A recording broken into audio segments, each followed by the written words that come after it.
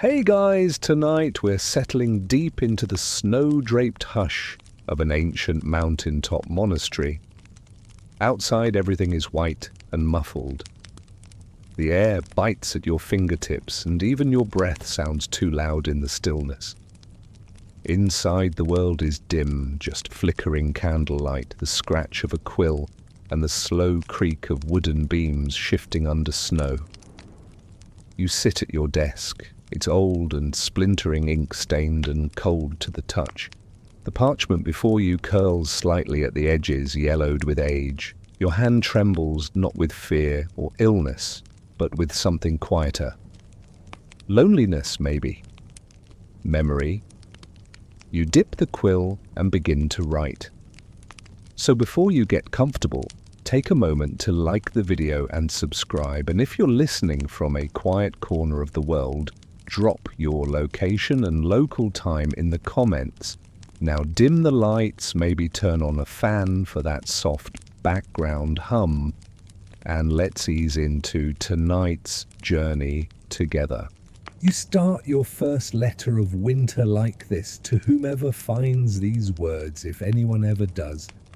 You're not writing to a friend or a brother or a bishop, just someone. Anyone who might one day open a cracked wooden chest, lift out a bundle of fragile parchment tied with red thread, and wonder who you were. Snow falls outside in great lazy drifts. You can hear it gathering on the window ledge. One flake lands against the pane and lingers, melting into a perfect circle of water. You pause mid-sentence watching it, then go back to your task. There's a quiet rhythm to your days now, and the letters, well, they're the only part that feels like speaking. Your robes are heavy woolen, worn thin at the cuffs. You tug them tighter as you lean closer to the page. The scriptoria where monks once gathered to copy texts by hand is nearly always empty now. The others have grown old or ill, or simply weary of writing. You're one of the youngest here, though your eyes feel ancient. Sometimes you pretend you're still a clerk in the city, bustling through markets, dodging mule carts, ink stains on your sleeves. That was years ago, before the plague, before the vows, before silence became your closest companion. The monastery stands high in the mountains, built stone by stone in a time when people thought being closer to the clouds brought them closer to God. The winters are brutal. The cold creeps into your joints, lives in your bones. But the isolation, that part came later, slowly, like frost spreading on glass. Each day you trudge to the alcove where you write. It's cramped and dim, tucked between a shelf of crumbling scrolls and a draughty arrow slit in the stone. You light one of the beeswax candles, poorly made it, sputters and leans and begin again. Today's letter is different. You don't know why. Maybe it's the storm rolling in, or the faint ache in your right thumb that suggests another flare of arthritis. Or maybe it's that dream you had, her face, her laugh, that song she used to hum when you were both too young to be afraid. You sketch the words slowly. The snow came early this year. The mountain goats are long gone and the bells sound dull in the frozen air. You pause, quill hovering. What next? You want to write about the monastery, about Brother Elias and his one-eyed cat, about how the bread was moldy again, but you ate it anyway, because what's the alternative? Instead you write about the silence, the kind that's heavier than any snowfall, the kind that rings in your ears and makes your own heartbeat feel loud. Historians still argue whether monasteries like yours were truly places of refuge or simply prisons with better acoustics. You've seen both sides. On good days you feel protected here. On bad days you feel buried alive in Latin prayers and ghost stories Outside a raven caws, one sharp and strange, against the white air. You look up. Your fingers are ink-smudged, and you've written too close to the edge of the parchment again. Sloppy, but no one's checking. You remember when Father Aldrich still corrected your spacing. He's gone now, buried last spring near the cherry tree that never blossoms. You wanted to write a letter for him too, but what could you say to a man who called your handwriting petulant? You chuckle quietly. The sound surprises you. When was the last time you laughed? Probably at that terrible limerick Brother Thomas composed about the prior's snoring. There once was a monk with a wheeze. The candle flickers. You reach for the wax seal, one of the few indulgences you've kept. It's shaped like a tiny leaf. You press it into the pool of red wax at the bottom of the letter. It dries quickly in the cold. Then you do what you always do, stack the letter neatly in the chest beneath your cot, tied with thread, never mailed, never read. Maybe someday some poor historian will dig them up, sneeze at the dust and mutter, "What kind of lunatic wrote all these letters to no one?" You'd be flattered. The wood of the floor creaks under your feet as you shuffle back from the desk. It's not a sudden creak. Nothing in this place is sudden. It's more of a long, tired sigh from old timber. The monastery breathes like that sometimes, groans in its bones, moans in the wind. And you've grown used to it, even fond of it. Like an old friend who always has the same complaints. You wrap your shawl tighter around your shoulders and glance at the door to the scriptoria. It sticks as usual. You give it a practiced tug, feel the cold breath of the hallway sweep in, and step out into the silence. That's the thing about this place in winter. It's not just quiet, it's the kind of silence that has texture. It hums in your ears, presses against your chest. You swear you can hear the snow falling outside, grain by grain. A sound like sugar on parchment. Down the corridor you pass a window slit. Your breath fogs the air as you lean to peer out. The mountains are barely visible now, veiled in white mist. Everything's muffled like the world's wearing a thick woolen scarf. And you're just another breath in the throat of this cold waiting place. The main hall smells faintly of wax soot and dust, always dust. You can trace the years by it, layers of monks past, crumbled away into the corners. You remember Father Hildebrand, who used to say even the dust prays. He said it once, while sneezing, which somewhat ruined the moment. The silence here isn't just soundless, it's a mood, it has weight. It clings to your robes and settles in your throat. Even your thoughts echo more slowly in winter. The echoes stretch out and take their time returning. You pass the bell tower where the ropes hang like limp vines. The bell is supposed to chime the canonical hours, matins, Lord's prime. But Brother Julian threw out his shoulder, trying to ring it last month, and now the schedule's more of a polite suggestion. Most of the monks follow the rhythm of their bowels instead. You take the winding stair to the lower level where your cot is. Your cell is small, just enough space for the narrow bed, a footlocker, and a shelf of battered books that you've already read twice. You can still hear the snow, or maybe just the memory of it. You sit on the edge of the bed and sigh. Sometimes in moments like this you speak out loud just to prove you still can. Cracks in the silence you say now softly. It becomes a sort of game. A whisper here, a hummed tune there. You even named a crack in your cell wall Benedict and pretend he's listening. That might concern a modern therapist, but in a mountaintop monastery it's just coping. You remember a story from the library annals. a monk in the 12th century who refused to speak for a full decade. Not out of piety, but because his voice was annoying, his own words. Supposedly he communicated with eyebrow raises and a terrifying stare. Historians still argue whether he was mad, devout, or just really passive-aggressive. You lie back on your cot and stare at the ceiling. A spider has spun a thread between the rafters. You envy its purpose. There was a time when this place echoed with life.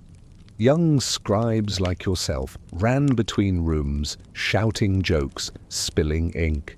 Choir voices rang off the stones. Now there are more mice than monks. You remember one autumn just before the last winter set in when someone dropped a crate of apples and 5 monks scrambled to gather them like it was a siege.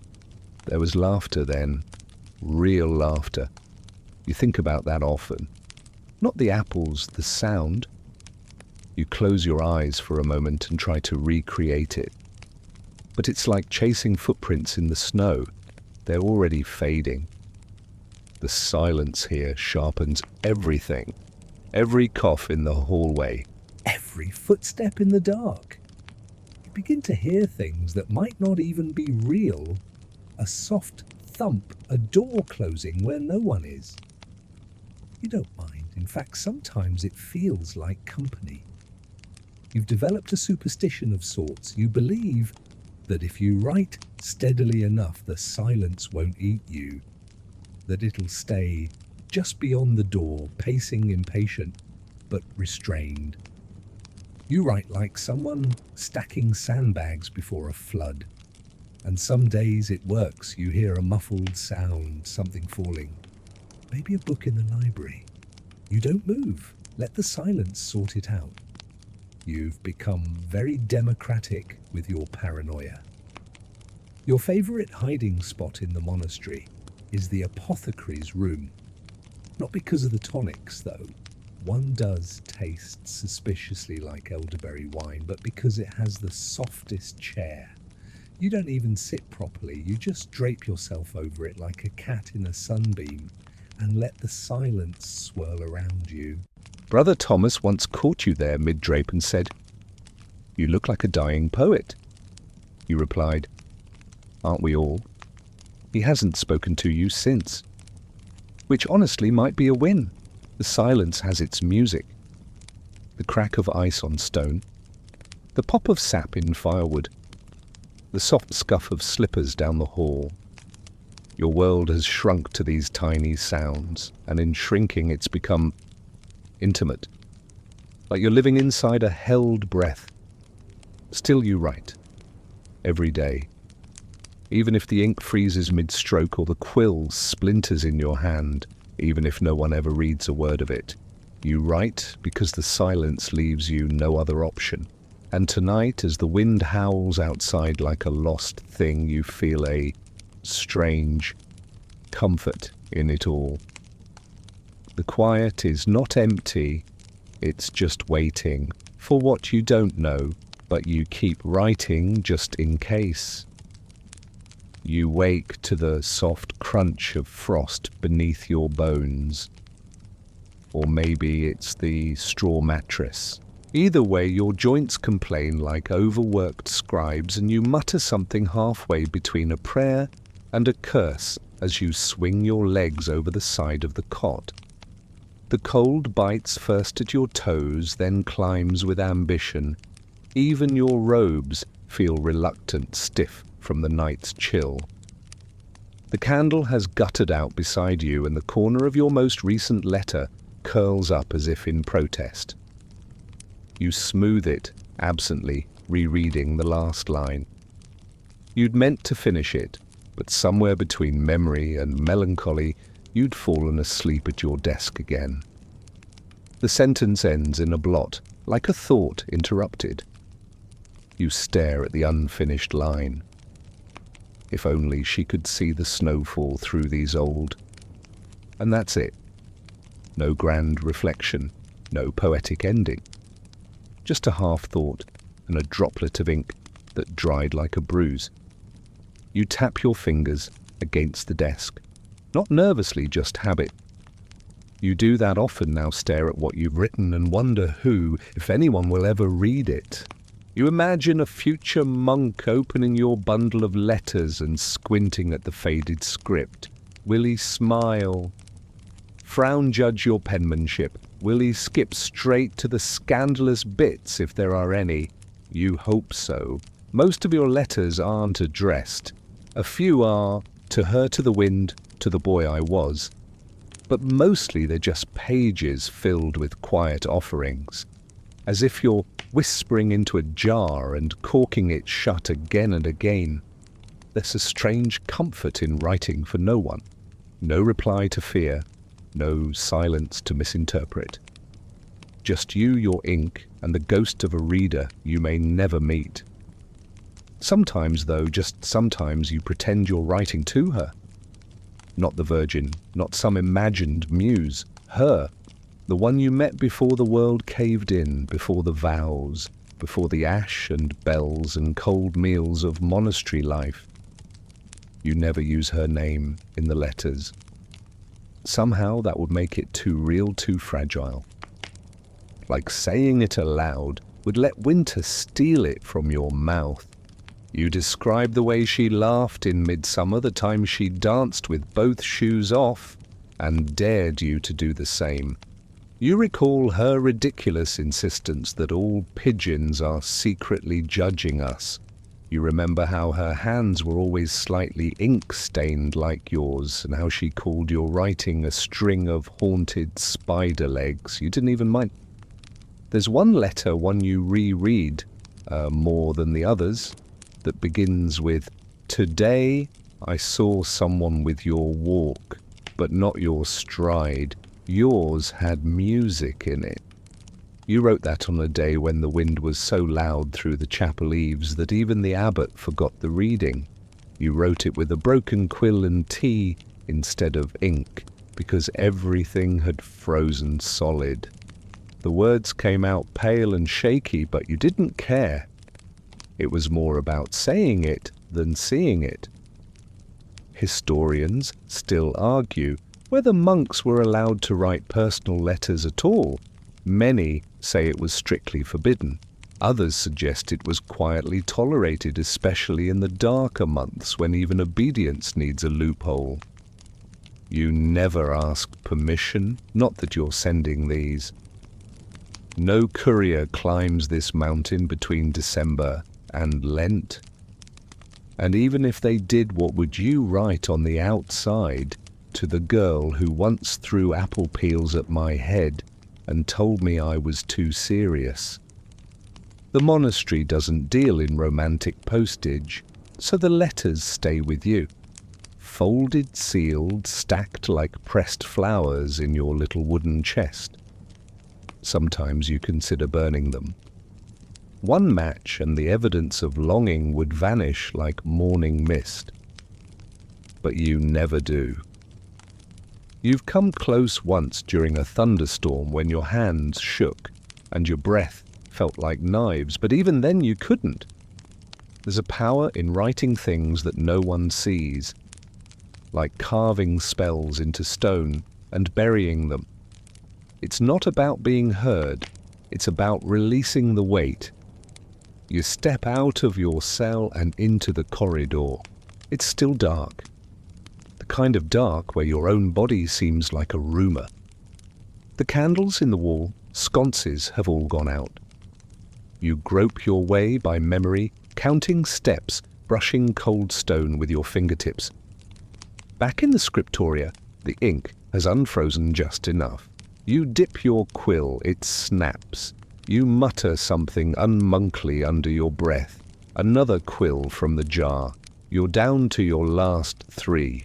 A future problem, like taxes, or the growing crack in the ceiling that now resembles a map of the Mediterranean. The next letter begins with, "Today I couldn't remember the sound of your voice, just the shape of your mouth when you said my name." You pause after writing that, not for dramatic effect, but because your chest gives a little tug. as if memory is a muscle and you've overused it. You wonder how many letters it will take to forget her completely, or worse, how many it will take before she becomes someone else entirely. A patchwork woman stitched from longing and guesswork. There's no real end to this particular letter. You stop mid-thought, fold the parchment, and press the wax seal without even watching it dry. Some days it's enough to begin. You set the letter atop the stack and close the chest. You consider writing one to yourself next, or to the silence, or to the spider you named after Aristotle.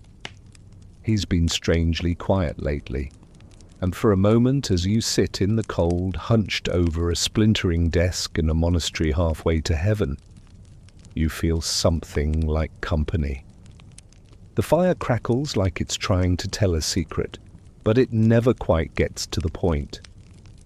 You sit close to it anyway, hands outstretched, palms upward, feeling the heat on skin gone pale from too many winters indoors. Behind you, the scriptoria sleeps, chairs tucked in scrolls, quiet ink pots lidded like closed eyes. Tonight, you do something different.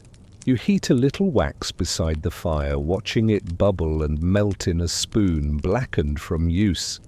It smells faintly of honey resin and the faintest trace of the bees that once built it. As it liquefies, you press a fresh letter, flat aligning the edges, just so smoothing the parchment with the side of your hand like a baker with dough. You've developed a fondness for sealing wax, even though your letters are never sent. There's something deeply satisfying about the ritual of it, the pooling, the pressing, the tiny puff of smoke as the seal hardens. A small ceremony, a final punctuation. Your seal is shaped like a leaf, not a heraldic crest or a monkish cross, just a simple leaf. No one's ever asked why. If they did, you'd shrug and say it was the only one left in the drawer. But the truth is you chose it. Because leaves fall, because they drift and vanish and still matter somehow. Because even dying things are worth marking. You press the seal gently into the wax and lift. The impression is clean. You nod, satisfied. Another ghost-petaled letter complete. They're all like this, now carefully written, lovingly sealed and tucked away, with all the others in your cedar chest. You line them in stacks wrapped in red thread. One bundle for her, one for yourself. One marked with a symbol you won't explain even to your own memory. You like to pretend they have destinations. That somewhere far off a postman made of fog and old paper collects them at night and delivers them to doorways that no longer exist. Sometimes you even dream of her finding one. Imagine it. She opens a dusty drawer in some forgotten attic and finds a brittle envelope with wax still intact. She turns it over her thumb, brushing the seal. She doesn't recognize the mark. She hesitates, then breaks it open. She reads slowly. At first, she doesn't know the hand, then like a face returning from a dream she does. She smiles, maybe she cries, or maybe she frowns, mutters, "What kind of fool writes this many metaphors about snow and tosses it in the fire? Fair, but even then you'd be content." The fire pops loudly and a small piece of bark leaps from the log, landing near your boot. You pick it up, toss it back in and whisper, "Nice try." You remember when fires weren't so precious? Back in the city they were everywhere. Hearths, street braziers, candle carts. You used to write beside one in a tavern window, sipping weak beer and scratching out letters on whatever scraps you could afford. You even wrote a poem once on the back of a fishmonger's receipt. You liked the contrast.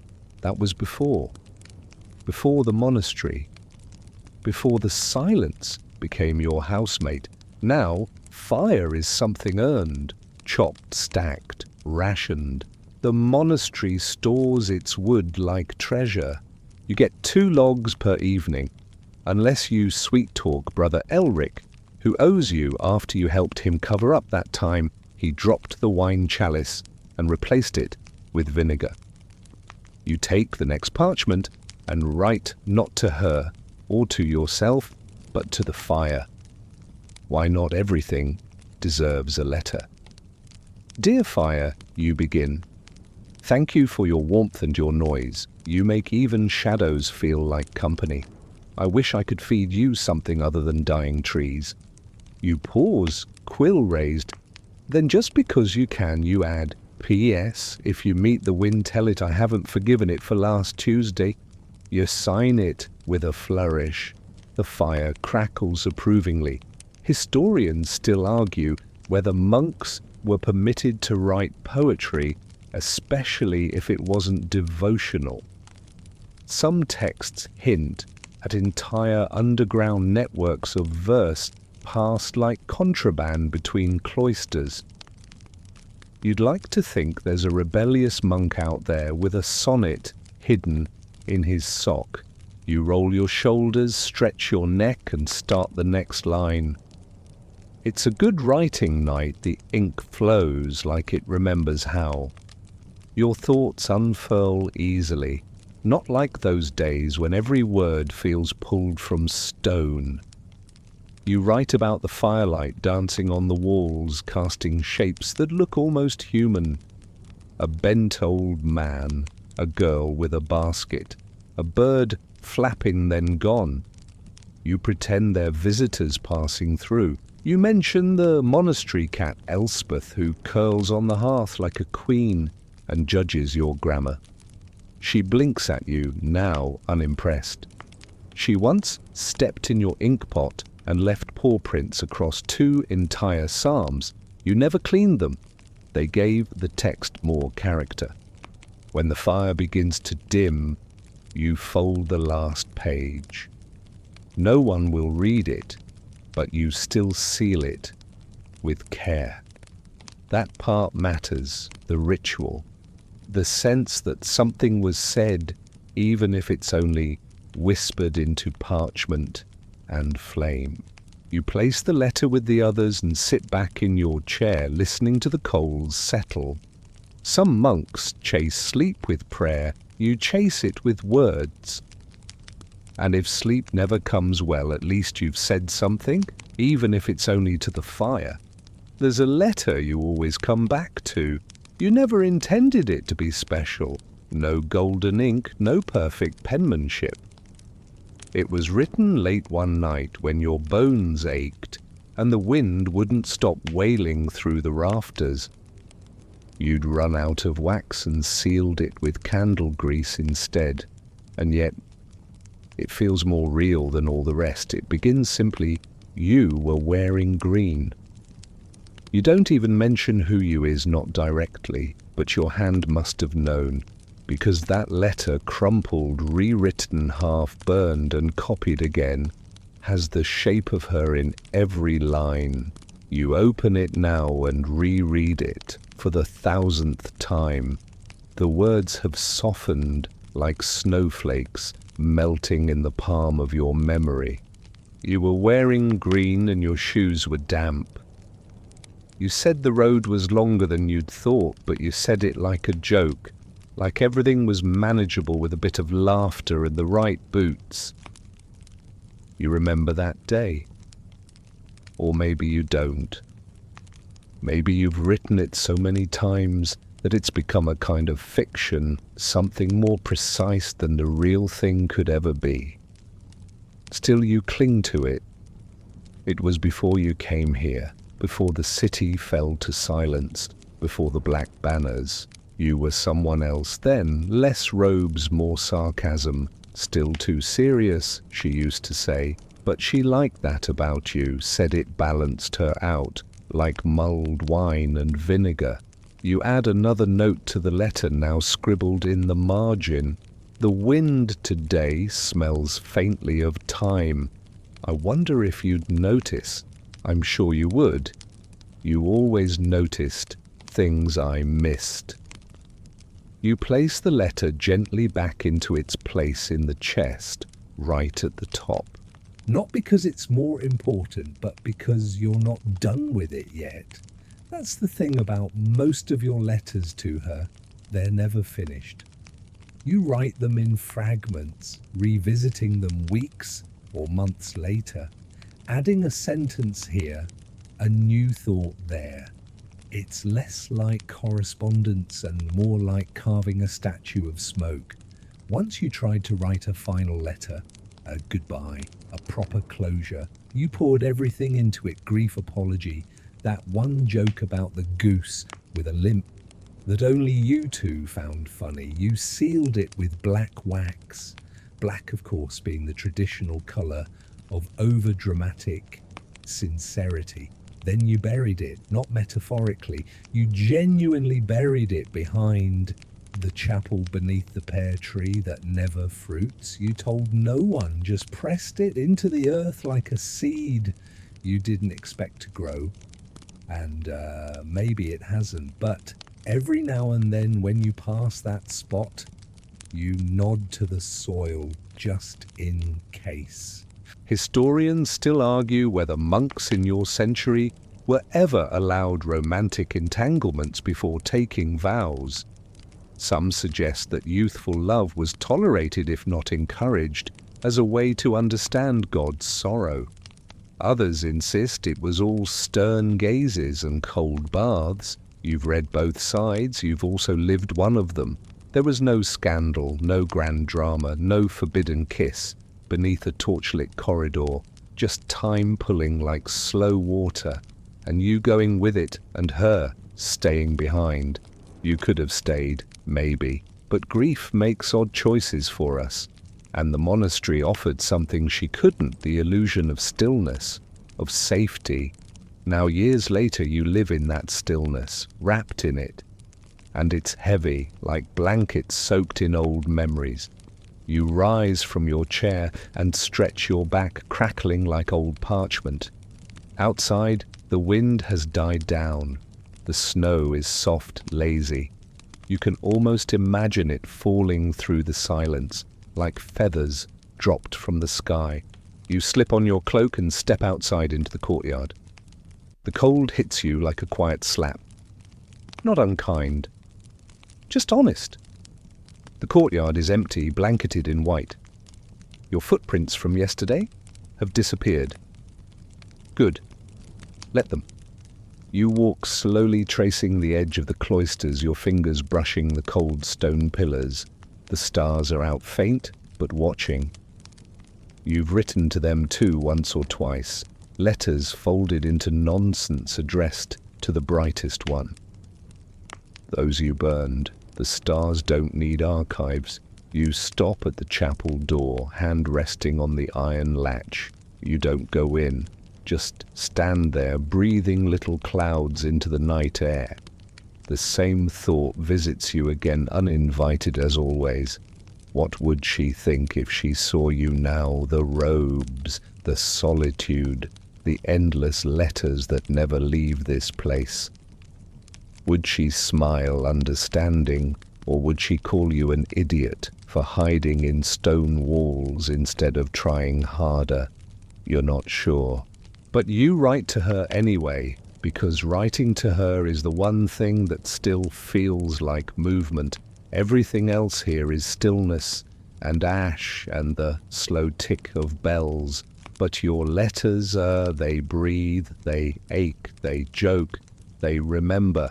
And sometimes when you write something especially honest, you swear you feel her hand on your shoulder. Not real, of course, just memory doing a puppet show with your nerves. Still, it helps. Back inside, you light a new candle and take out a fresh sheet of parchment. Tonight's letter begins simply, "You are not forgotten." Not in this monastery, not in this winter, not in me. You write until the candle gutters low your breath, fogging the air, the quill scratching like footsteps in snow. When you finish, You seal it with the leaf-shaped stamp and place it gently atop the others. Another letter. Another heartbeat on the page. The robe still doesn't fit. You'd think after all this time it would have settled on your shoulders like second skin, but no. It still feels too long in the sleeves, too loose around the waist, too stiff in the collar, as if it belonged to someone holier, taller, more certain, someone who didn't trip over the hem while carrying firewood, which you did twice. This week, you tug the garment tighter around you and cinch the rope belt with a sigh that's been practiced for years. The wool is scratchy, a perpetual winter itch you've stopped trying to soothe, and yet it's oddly comforting, like wearing a cocoon spun out of pennants. You walk the corridor, slowly trailing your fingertips along the cold stone. Your boots are damp again. The snow gets in no matter how tightly you lace them, but you've learned not to mind. Wet feet are part of the monk package, along with early bells and dry lentils. There's a particular memory you've been circling around all day, not because it's important, but because your brain has decided now is the time to replay it like a monkish mixtape stuck on side B. You were 13, maybe 14. You'd just arrived at the monastery, cloaked in silence and stunned by the sheer lack of colour. Everything was beige-grey or some variation of holy brown. You'd come from the city where noise bloomed on every corner and people argued like it was a sport. They gave you a robe, far too big. The hem dragged behind you like a reluctant pet. The sleeves covered your hands completely, turning you into a woolen ghost.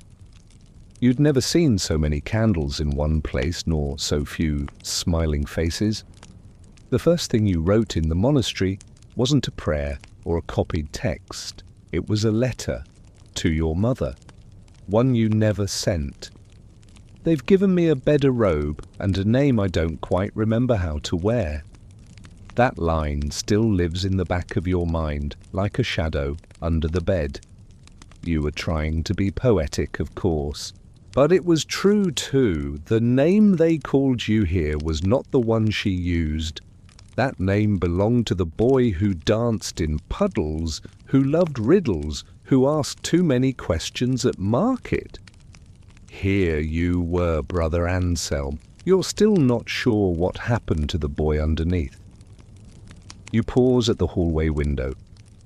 Outside, the snow is rising against the monastery wall, curling like a white tide. You press your fingers against the glass, and for a moment your reflection surprises you. The beard. The lines around the eyes. When did that happen? The robe still doesn't fit, but now it's for a different reason. You've grown into a stranger. Down in the chapel, someone coughs a wet, echoing sound that tells you Brother Harwin is still losing his duel with winter. You make a mental note to bring him tea later. Not that it helps much. But tea is ritual, and ritual is comfort, and sometimes that's all you can offer a dying man. You pass the cloister garden bare, now save for the twisted branches of dormant trees and the stubborn rosemary bush that refuses to die. That bush is your personal hero. You wrote a letter to it once, just to see if you could. Dear Rosemary, you wrote, thank you for not giving up when everything else around you did. Teach me your stubbornness. I'm in the market for resilience. You never signed it. Just folded it into a little triangle and tucked it under the plant. The next day, it was gone. Either the wind claimed it, or the rosemary read it and felt seen. Historians still argue whether new initiates to monastic life truly gave up their former identities, or whether they simply wore them like hidden talismans beneath their robes. You'd argue it's both. You don't forget who you were, you just stop saying it out loud. You arrive at the library and light the small oil lamp. The familiar scent of dry parchment greets you like an old friend who never learned to hug. You settle into your usual corner, your robe pooling around your feet like melted candle wax. There's a little alcove in this room behind the section of faded herbals and medicinal diagrams. No one visits it anymore, too dusty, too cramped, which makes it perfect. You call it the cloakroom because it feels like a secret wardrobe waiting to transport you somewhere else. You sit there now and take out your writing tools. Quill, ink, parchment, fingers stiff with cold but eager to move. Tonight's letter will be another to the past. You begin slowly. You were right. I never quite looked right in these robes, but I've grown fond of them, like bad poetry and lentil stew. Things you complain about until you realize they've kept you alive. You pause, tilting your head. The ink glistens for a moment, then dries into the silence. You add, "Sometimes I wonder what I'd have become if I hadn't come here." A merchant, a teacher, a man who knows how to flirt without quoting Virgil. You chuckle, and the sound feels almost too loud for this space. Elspeth the cat peers around the shelf, annoyed by the disturbance. She vanishes just as quickly. You write a little more, then fold the letter and slide it into your robe's wide sleeve, an old habit. Some monks hide food, you hide prose. When you return to your cell later that night, the robe catches on a loose nail and rips slightly at the hem. You sigh, but then you smile. Because some things, like robes that never quite fit and names that don't feel like yours, have a way of becoming familiar. Not because they change, but because you do. You hang the robe carefully on its peg, brush the wax dust from your hands, and prepare for another night in the belly of winter. Another letter waits in your chest. You can feel it forming already. The bell tolls. It rings out, once low, hollow, almost apologetic, and then again softer this time, like it's already tired of being heard. The sound drifts down the corridors and over the snowy cloister like a thread pulled through silence. You groan from your cot. It's too early for prime, too late for matins. That means only one thing: it's bread day. You swing your legs over the side feet, landing on cold stone with a muted slap. Every monk takes their turn baking, not because anyone here is particularly good at it, but because it's tradition. And like most traditions in this place, it stubbornly survives despite all evidence that it shouldn't. You shuffle into the kitchen with your sleeves rolled to the elbows and your expectations rolled even lower. The monastery bread is legendary. Not in the heavenly crust and golden crumb way. No, this bread could hold up siege walls. It's dense, it's dry. It could probably stop an arrow in flight. But it's consistent, and there's something almost comforting in knowing exactly how disappointing it will be. You fetch the flour, the water, and the tiny sack of salt, rationed weekly by Brother Malachi, who once accused you of irresponsible sprinkling. You add your ingredients with the measured indifference of a man building something no one will thank him for. There's a monk's joke about the bread. If you eat enough of it, eventually the hunger gives up. You tell it to the dough, which responds by cracking down the middle. Rude. The oven is old, built when people still thought smoke was a form of blessing. You stoke the fire, waiting for the coals to settle.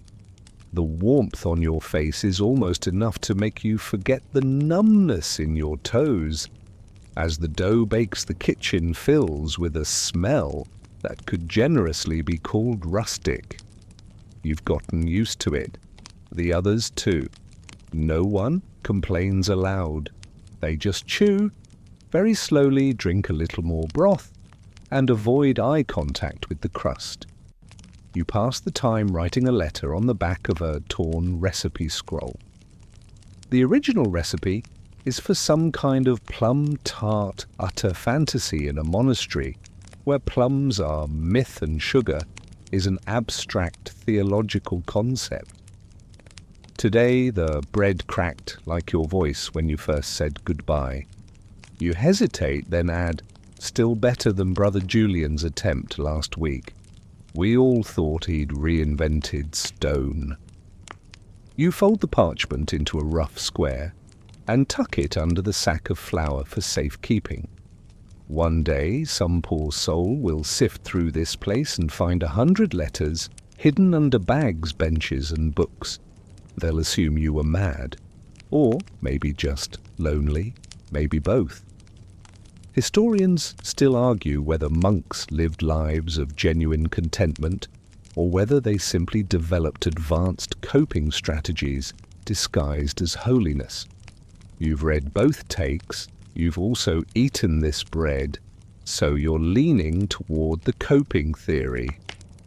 The bell rings again twice now, a signal that breakfast is served.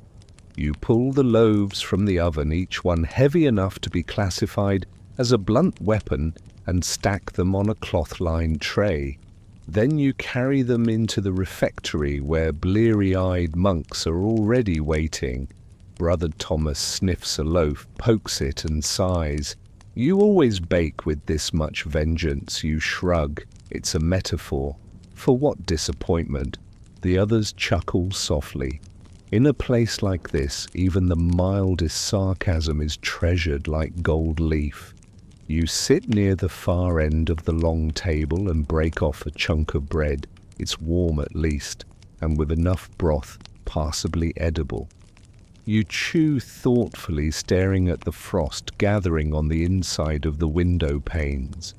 The outside world feels more distant with every snowfall. The conversation around the table is minimal. A few exchanges about chores, whether a strange draft in the sacristy that may or may not be ghost-related. You contribute nothing. You're busy writing a line in your mind. This morning, the bread gave slightly at the center, a minor miracle. You tuck it away for later. After the meal, you stay behind to tidy up. Not because it's your turn, but because silence lingers better when no one else is around. You wipe the crumbs from the table, wash the rough wooden bowls, and pause now and then to scribble on the margin of a wax-stained scrap. If I ever leave this place, I'll open a bakery. All the bread will be soft, and no one will have to pretend they like it. There's an odd joy in that vision. A warm shop, laughter, real plums. You imagine her there, of course. She's behind the counter hair, tucked under a scarf, scolding you for burning the first batch. You tell her it's symbolic. She rolls her eyes. You smile like a fool. The vision fades, but the feeling lingers. You stack the clean bowls, rinse the last tray, and dry your ink-stained hands on your robe. Then you return to the scriptoria where the fire has burned low and your writing desk waits like a patient friend. You pull out a fresh sheet of parchment. Today's bread was hard, but memory was soft. I thought of you while kneading. It made the dough less cruel.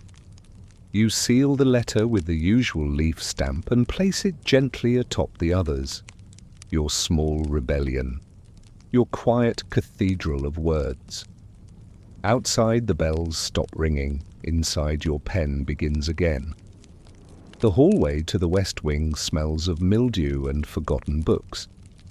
You walk it anyway because this is where the older monks stay tucked away, behind thick wooden doors that groaned like reluctant saints when opened.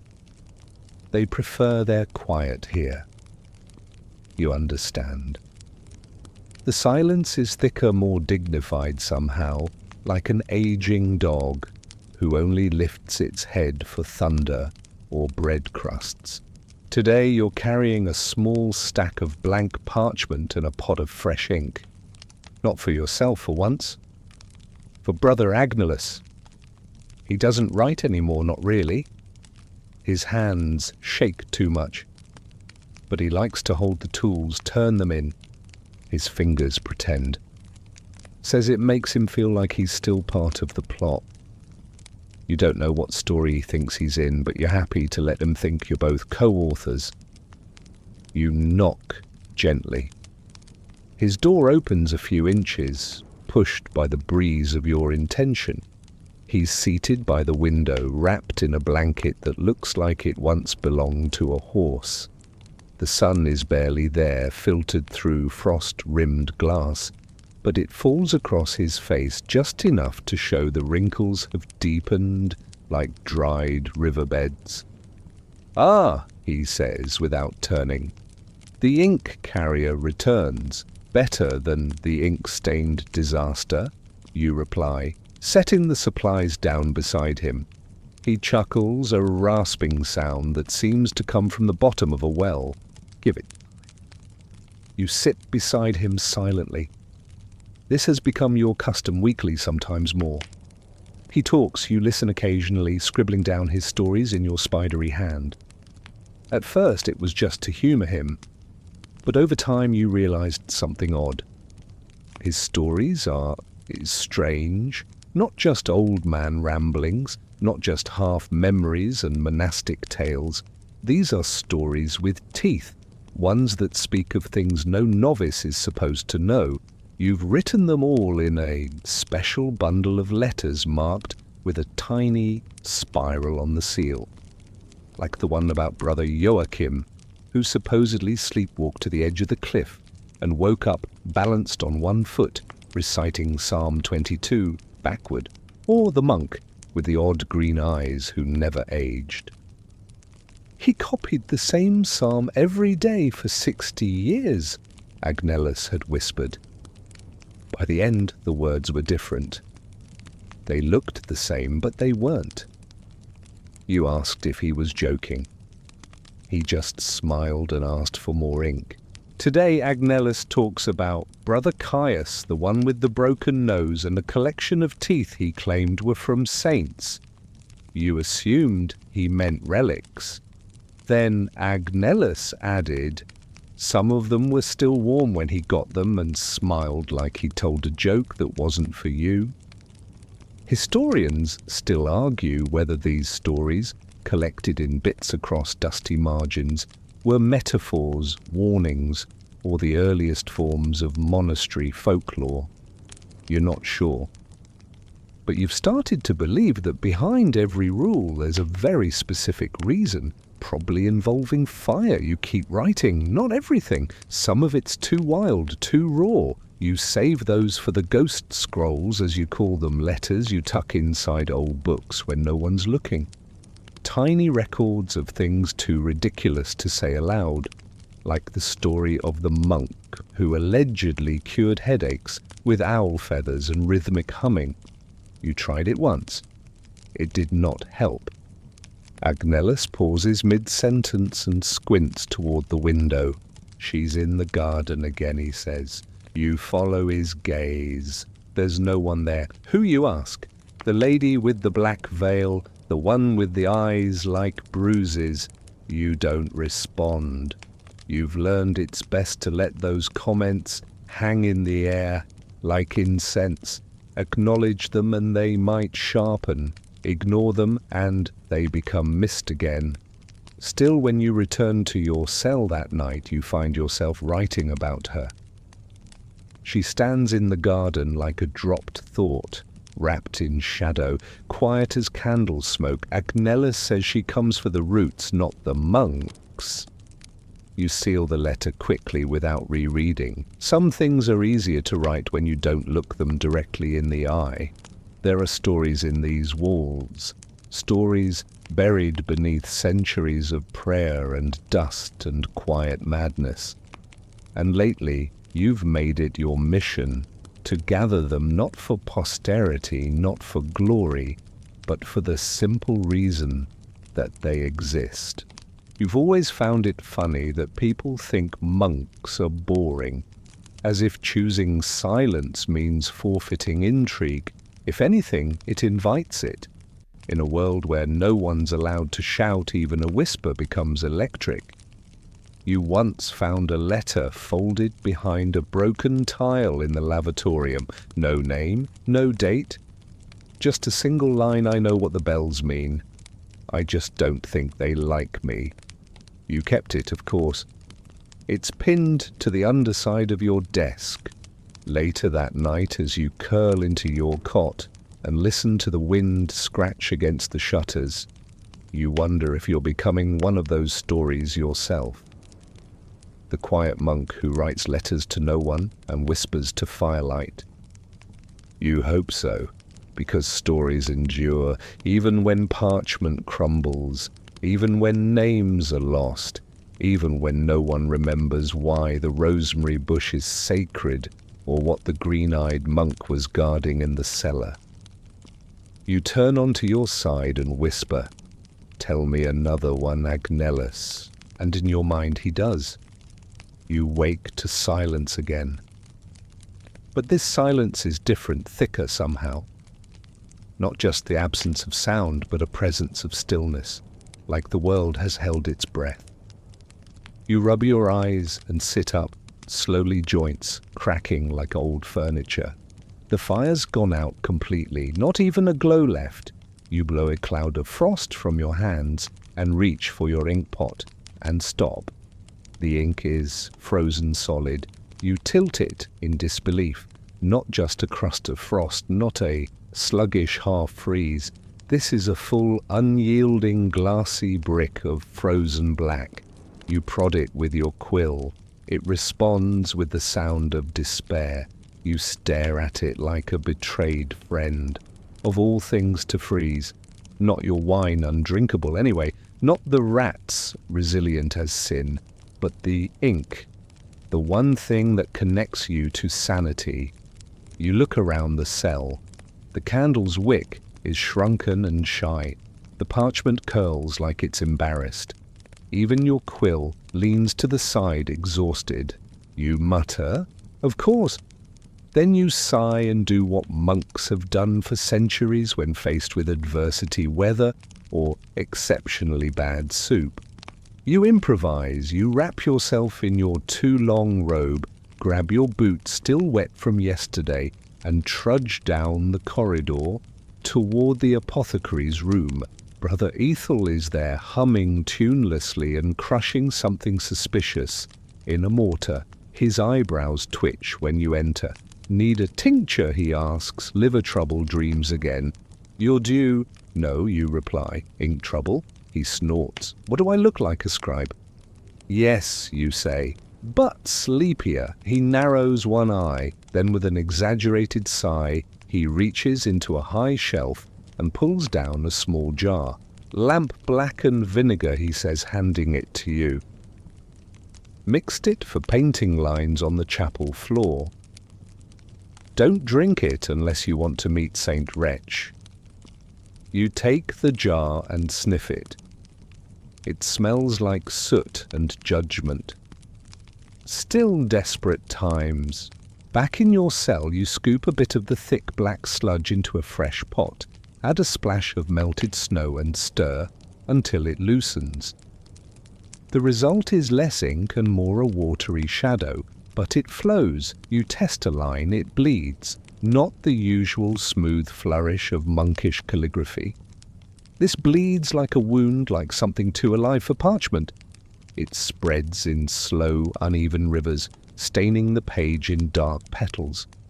And yet, it's beautiful. Ugly beautiful, you write in the margin, like raw truth, like waking up from a dream where everything made sense and finding your boots frozen to the floor. You decide to write anyway. Today the ink bled, maybe it knows what I'm trying to say. You pause. I think I like it better this way. There's honesty in the mess. You fold the letter once, dry or dry enough, and seal it without looking. You'll file it with the others later. For now you want to try again, see how far this strange black river will run. The next letter is addressed to the moon. You looked tired last night, hung too low, like you were listening. You imagine her looking up at the same sky once long ago, seeing the same moon and thinking, he probably still writes too much. And she'd be right. Historians still argue whether bleeding ink was a sign of divine inspiration or poor craftsmanship. You'd argue it depends on the letter. You glance down at your hands. Your fingers are stained black, as if the ink has crawled beneath your skin to hide. You like the thought. It's a strange kind of intimacy, bleeding with your tools. Writing not just with your hands, but with something closer to marrow. You pen another letter, short, urgent, more shape than sentence. The ink broke loose today. I think it wants out. You place it beside your cot, not in the chest this time. This one feels different. Like something someone might need to find quickly, in case the wind grows teeth again. That night, you dream of letters walking on legs made of quills. They climb walls, open doors, slip through cracks. Some wear your handwriting like robes. One turns and speaks in your voice. We're not meant to stay locked away, it says. We were born to travel. You wake shivering. The fire still hasn't returned, but the ink, it's still wet. You get up, light a new candle, and keep writing. The ink bled again tonight, but I let it. Some truths refused to wear tidy shapes. The snow hadn't yet melted from the cloister stones the day she arrived. You weren't expecting visitors. No one was. Winter swallows most roads, and the mountain path is a narrow snake of white death for anyone without either a divine calling or very poor judgment. But there she was, small, cloaked, red as wine, standing in the courtyard like a lost punctuation mark. The monks gathered slowly, as monks do, suspicious, silent sleeves too long. Brother Julian muttered something about devils in crimson. Brother Ethel sniffed the air and declared she smelled of rosemary and secrets. You just stared. Her boots were caked in snow, her cloak torn at one edge. She carried no pack, no staff, no letter of introduction. She said her name was irrelevant. She said she needed sanctuary. She smiled like someone who'd slept in trees. The abbot, reluctantly, under the solemn grace of a man who knew this would cause paperwork, granted her 3 nights. 3. That was the rule. Any more, and questions would come. From the bishop, the king, the skies. You were tasked with bringing her hot broth and a fresh blanket. Not because anyone thought you were particularly hospitable, but because you asked. She sat in the guest cell near the chapel, huddled close to the brazier. Her hands were pale and ink-stained. You noticed that immediately. You write? You asked. She didn't look up, not anymore. You brought her extra candles the next night, and bread, the edible kind from your hidden stash. She ate slowly, like someone unsure she deserved it. You didn't ask where she'd come from. The monks weren't allowed, but you wrote about her in a letter the moment you got back to your cell. She looks like someone who's seen a cathedral burn and never told anyone. You still have that letter. The ink bled just a little. The second night she joined you in the scriptoria. You were copying out a psalm, distracted, writing the word sorrow 3 times before you noticed. She leaned over your shoulder, then said, "You're making it worse." You smiled. That's the idea. She laughed, a quick, cracked sound, like something she hadn't used in years. You wrote it down when she left, laughed like someone unfamiliar with her own voice. She pointed to the forbidden shelf, the one we all pretend we don't notice. Full of texts the abbot keeps for reference, which is code for temptation. She asked what was up there. "Trouble," you said. "Good," she replied. You didn't know how she knew about the shelf, about the rules, about the way the fire breathes differently in this room. But she knew. Historians still argue whether women were ever secretly sheltered in male monasteries during times of unrest. Most say no, too dangerous, too scandalous. A few argue yes, quietly, discreetly, always at night. You don't write what you believe, but you wrote her down. The 3rd night she disappeared, not fled, not dismissed, just gone. Her bed still warm, her boots gone, her cloak folded neatly on the brazier stone. No trail, no note, just an absence. Brother Ethel said she was likely a spy. Brother Julian, ever theatrical, claimed she'd been a demon come to test our piety. You didn't argue, you just folded the robe she'd left and stored it in your chest beneath your own. Still there now, still smells like rosemary and something older. You wrote 12 letters about her that week, not to her, about her. She spoke like someone who knew what fires forgave. Her hands shook, but her eyes didn't. When she read my Latin mistake aloud, she didn't laugh. She corrected it with a gentleness I haven't heard since my mother. You never told the abbot she found the forbidden folio. You saw the shelf askew. You found one volume moved open to a page on herbals, sleep remedies, and coded dialects used in royal courts. You think she copied something, maybe translated it, maybe rewrote it in a margin with ink from her sleeve. One letter you never sealed. If you were running, I hope you ran far enough. If you were hiding, I hope no one finds you. If you were just tired, then I hope the silence helped. You considered burning that one. You didn't. It lives beneath your mattress, tucked into the spine of an old prayer book that no longer prays. Sometimes when the fire flickers in just the right rhythm, you imagine you hear her voice in the crackle, saying, "You make the sorrow worse." And you reply, "Yes," but beautifully. The candle flickers as you hunch over the parchment eyes, bleary fingers, ink-stained, and dignity long since abandoned.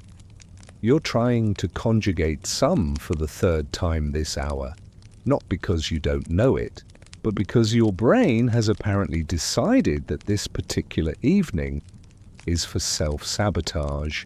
You've written Esimus instead of Eramus, Sumet instead of Sumit, and at one particularly low point, squid est instead of quid est. Yes. You accidentally wrote about cephalopods. You groan, blot your forehead with your sleeve, and stare up at the ceiling like the answer might be tucked in the rafters. It is not.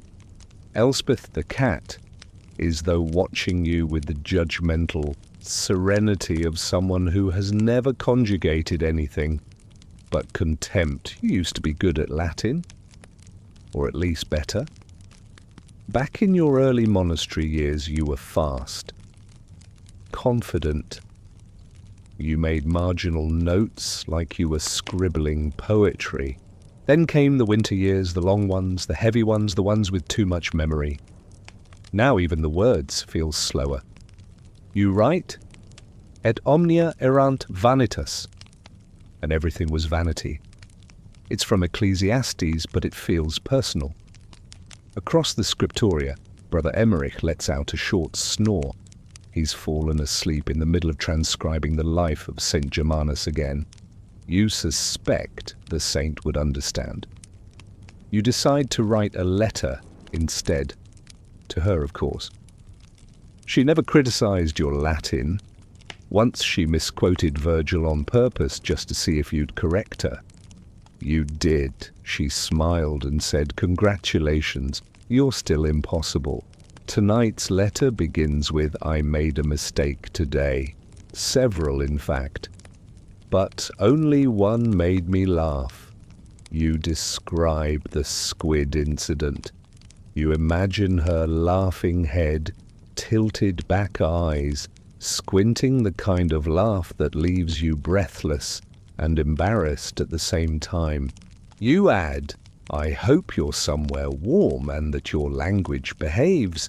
You seal it with your usual leaf, set it with the others, and just before you slide the parchment away, you catch sight of an old page folded in the corner of your desk, a relic, a memory. One of your first translation exercises years ago, marginal notes in ink that's now a faded grey. You translated a passage from Boethius, badly but boldly, and there in the margin someone else had written in a sharper hand, "You're close, but you missed the music." It wasn't a scolding, it was something gentler. An invitation to try again. You never found out who wrote it. Possibly one of the elder monks, possibly her. She had good penmanship, sharp curves, swift endings. You lift the page to the candlelight, rereading it like it might suddenly change. You're close, but you missed the music. You wonder how many of your letters have missed the music. How many words fell short of the thing you were actually trying to say? Historians still argue whether marginalia in monastic texts were always scholarly, or if they sometimes veiled personal messages, flirtations, confessions, even hidden jokes. You've found enough strange side notes to suspect the latter. Like the commentary in the Psalter with a single line beside Psalm 137, this one hurts more in winter. Or the margin of a hagiography where someone wrote Saint Petronilla, probably snored, "You once found a crudely drawn duck beside a passage on divine judgment." No explanation, just a duck. Maybe Latin mistakes are less a flaw and more a form of communion, monks across centuries, all stumbling through the same verbs and pretending they aren't. You like the thought. You dip your quill again, testing the ink. Still thin, still bleeding a bit. You write another line, "I conjugated to love today and got it wrong." Again. You pause, then below it. But maybe the mistake is the truest part. You glance over at Emmerich. He snorts in his sleep and mutters something about fish. You smile and turn back to your parchment. You make a few more errors before giving up and laying your head on the desk. The wood is cool against your cheek. You let your eyes close. The candle sputters. The snow murmurs outside like a lullaby, sung in Latin, imperfect, beautiful, slightly accusatory. Just before you drift off, you whisper, "Ego, scribo, ergo sum." Probably. You've written letters to many things, people, memories, even bread. But today your recipient is the mountain itself. It's been building for days now, this strange desire to speak directly to the stones. Maybe it's the way the snow hangs over the cliff edges like a breath half held. Maybe it's the echo you keep hearing in the chapel, not quite your own voice, not quite someone else's.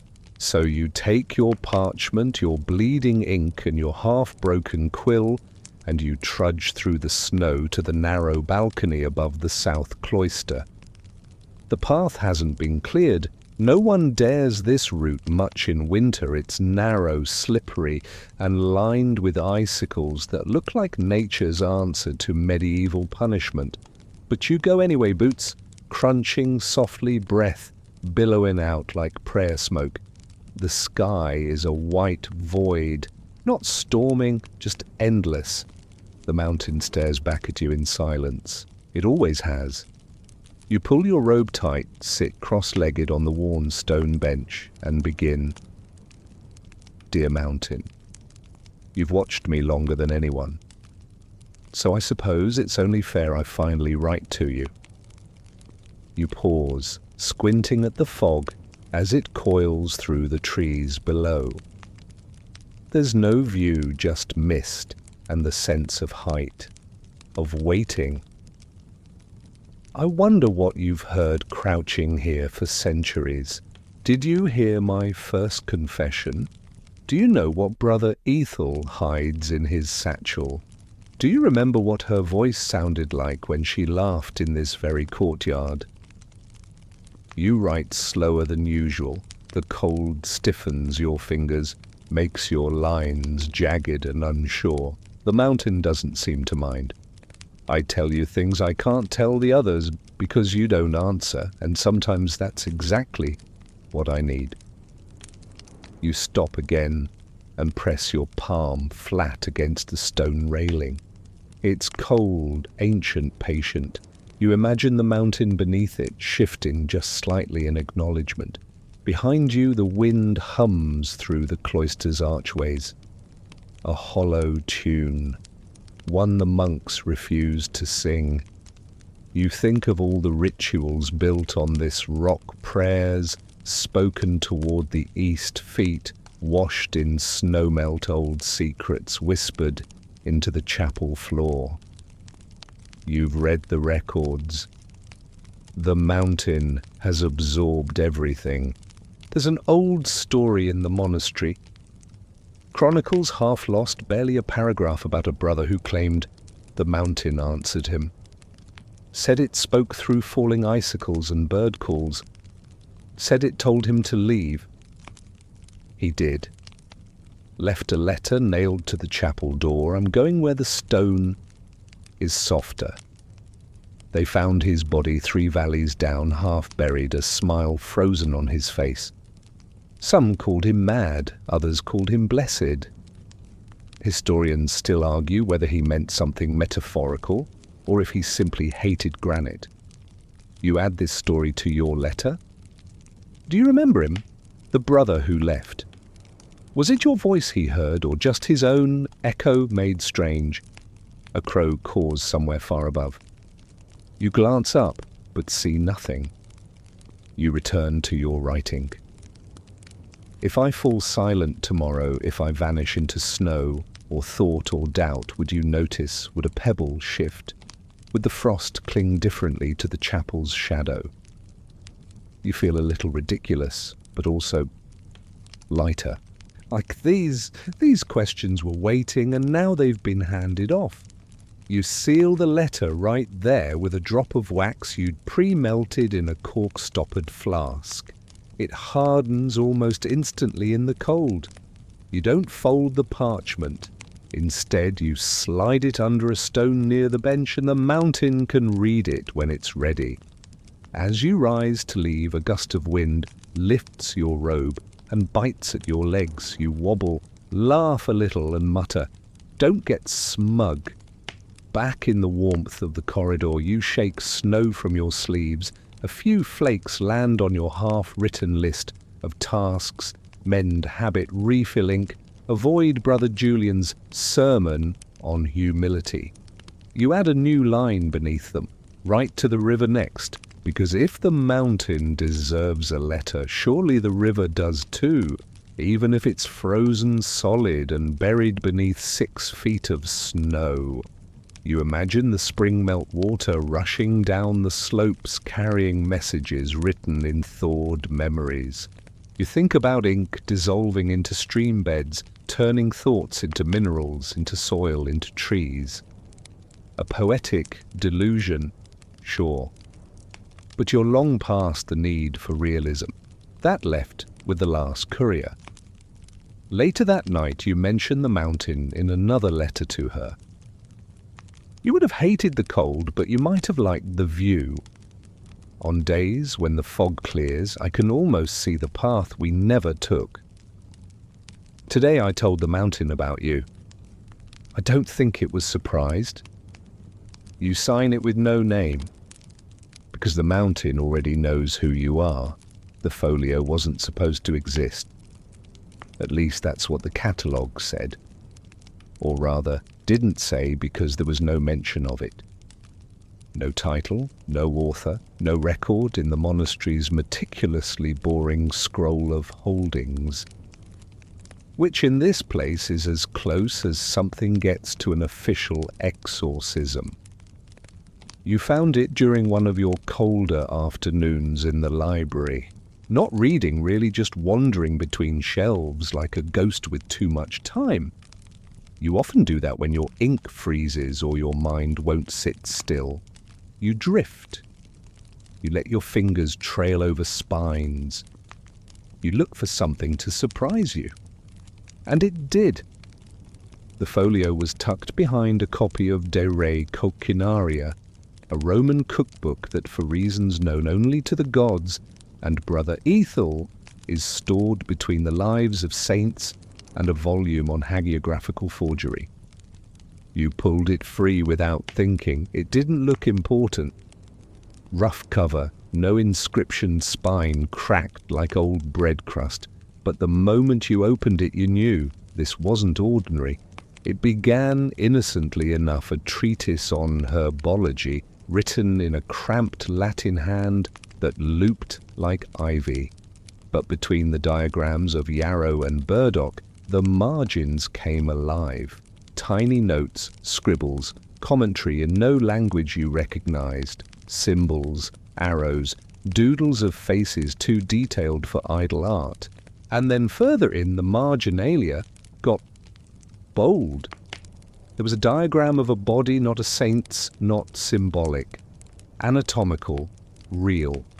Labelled not in Latin, but in something that looked like phonetic Welsh, crossed with a bad hangover.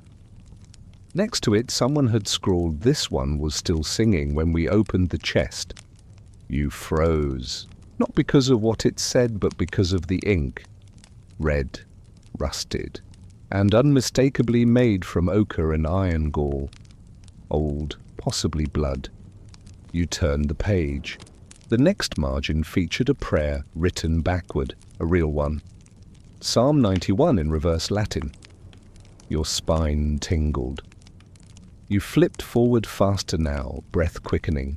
The final pages weren't about plants at all. They were riddles, questions written in a spidery script that danced between lines curling up and around the main text, like ivy determined to strangle the tree.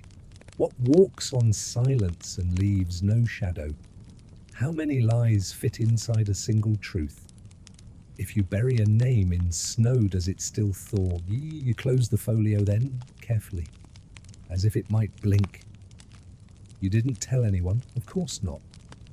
You're many things, a lonely scribe, a letter-hoarding romantic, a bread critic, but you are not a fool. You wrapped the folio in old linen and hid it beneath the floorboard under your cot, the one that creaks slightly to the left. You've only looked at it twice since, both times after strange dreams, both times it was heavier than you remembered. Historians still argue whether marginalia like this were the results of madness code or simple mischief. Some claim monasteries were full of secret societies disguised as devotional orders, keepers of forbidden texts, hoarders of arcane knowledge. Others dismiss it as fevered imagination and poor lighting. You're not sure. But you've started adding your own notes to the margins of the letters you keep. Not riddles, not prayers, just thoughts. Quiet ones, things you don't say aloud. I still remember the way her hair smelled when it rained. There's something living behind the chapel wall, not a rat, not quite. Some silences press back. The folio hasn't moved since you hid it. But you swear sometimes the air near your cot feels warmer, like breath. You wrote a letter to it once. Dear book that should not be. I don't know what you are, but I think you were meant to be found. Please don't be evil, I've got enough problems. You didn't seal that letter, just tucked it inside the folio's cover, a peace offering. Tonight you consider looking at it again, but you don't. Instead, you write a different letter to her. You would have loved the forbidden folio. You'd have made up nonsense translations and insisted they were real. You'd say the diagram of the singing corpse was an old joke about bad singers being buried alive. I would have believed you, because you always made the darkness funny. You end with, it's getting harder to tell which margins are mine. You seal the letter, slide it into the chest, then lie back on your cot, listening to the faint creak of the wind through the walls. And for just a moment you imagine the folio breathing beneath the floor. It starts with a squeak. Not the grand, haunting kind, the sort you'd hear in some cursed manor during a storm, but a high-pitched, frankly pathetic little squeak that seems to say, "Sorry I'm back?" You freeze mid-sentence, quill poised above parchment. There it is again, a shuffle, a scritch, then another squeak, this one from behind the bookshelf. You sigh, the rats are back. Not that they ever left really, they just grew quieter for a time. Maybe they were giving you space to grieve. Maybe they were offended by the vinegar ink you used last month. Hard to say. Rats are emotional creatures. You started naming them. The one behind the shelf, that's Gerard. You're 70% sure he's missing part of one ear and 100% sure he prefers your letters to your psalms. Last month you found a half-eaten parchment beside your cot. The top line read, "If I disappear this winter." The rest chewed. Fair critique. Gerard is back now, scratching at something with great theatrical flair. You try to ignore him, but he's insistent. So you sigh, set down your quill and wander over with your candle. Behind the shelf you find a tiny hoard, bits of linen, a breadcrumb or 5, and tucked under a gnawed corner of wood, something new, a scroll. You blink. It's small, no more than 6 inches long and tied with a blackened strip of cloth. It smells faintly of anise and beeswax. You pick it up, gently, unroll it, and find a rhyme. Not in your hand. Not in any hand you recognize. But someone some time ago sat in this monastery and wrote a poem, a very odd one. Little brother, little beast, fur and shadow tail and feast. Steal the bread, avoid the bells, sing your secrets, never tell. You read it twice, then again. The handwriting is sharp, quick, feminine maybe, and the ink is pale violet, faded with time, but distinct. You glance at Gerard. He looks smug. Did she write this, you ask him? He licks his paw. You consider the possibility far-fetched, absurd, completely delightful, that the cloaked visitor in red left behind more than whispers. A poem, a clue, a joke for the future. For you. You tuck the scroll into your robe.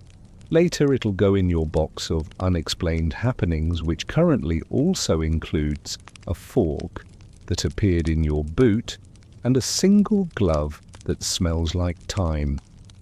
You sit back at your desk, candle flickering madly as Gerard scurries off, mission accomplished. You decide your next letter will be about the rats. Dear Gerard, I respect your tenacity, your disdain for structure, and your unparalleled taste in literature. I do not, however, appreciate the nibble you took from the sermon on temperance. You pause. That was irony, wasn't it? You sign it with a squiggled rat doodle and tuck it into the corner of your writing desk for him, for whenever he's next feeling literary. Then you start another letter, this one more serious.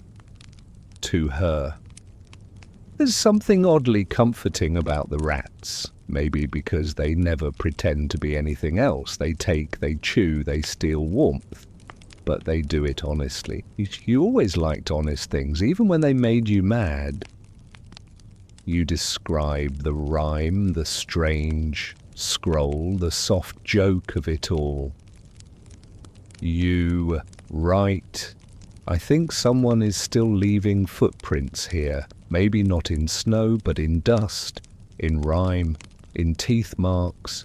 Then just below that, do you remember the rat in the tavern, the one that stole your ring and carried it off like treasure? You said he was the only man that ever understood your worth. You smile. The memory is warm. You fold the letter and place it with the others. Then you take out your old herbal scroll and flip to the section on rat-repellent remedies. The monks swear by mint oil and loud clapping. You've tried both. The mint makes them hungrier. The clapping makes them mock you. Still you write, to future monks, if you find this letter chewed, know that I tried. I truly did. Historians still argue whether rodents in monasteries were seen as pests or symbols. Some claim they represented gluttony. Others say they were God's lowliest messengers sent to remind scribes that nothing lasts forever, especially not bread. You think they're just monks with tails. And maybe in their scurrying, in their thieving, in their tiny, unrepentant lives, they're doing what you are. Gathering scraps, building stories, leaving traces. You blow out the candle and sit in the dark for a while, listening to the soft sounds in the walls. A shuffle, a squeak, the rhythm of things continuing. You hear the coughing before you round the corner, wet, heavy, and rhythmically awful. The kind of cough that sounds like it's rearranging someone's insides. It echoes off the stone walls like a chisel chipping away at time. Brother Oswin again. He's been ill for 3 weeks now, pale as snow and stubborn as stone. You offered him broth, he declined.